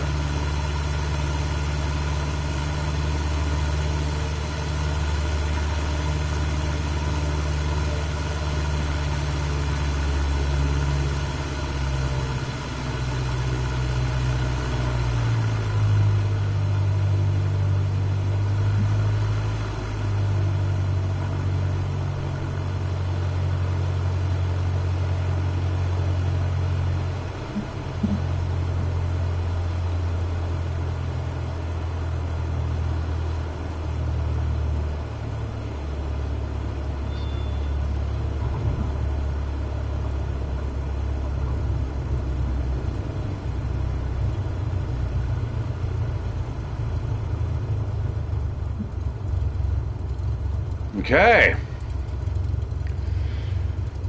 Now we can taxi off the runway.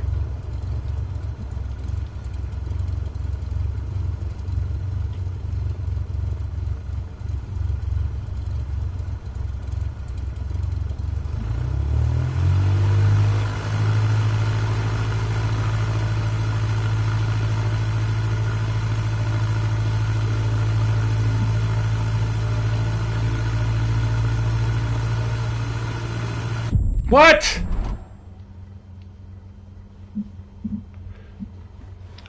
Okay, so yeah, no, it's still the whole vehicle stops. We have zero power here. Oh, maybe not. Maybe not. Let's take the part. Actually, slow that down. Like I said, you got to go real slow. I was going too fast. I ended up tipping the vehicle there.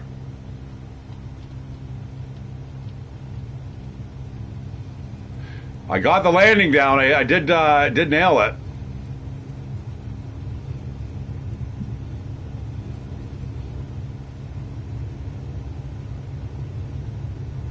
I don't know why I'm gaining speed here.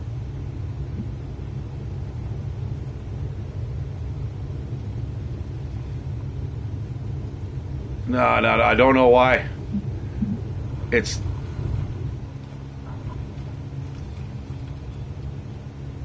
not allowing me to brake. It's almost like, hey, no, you're in takeoff mode. How do you abort?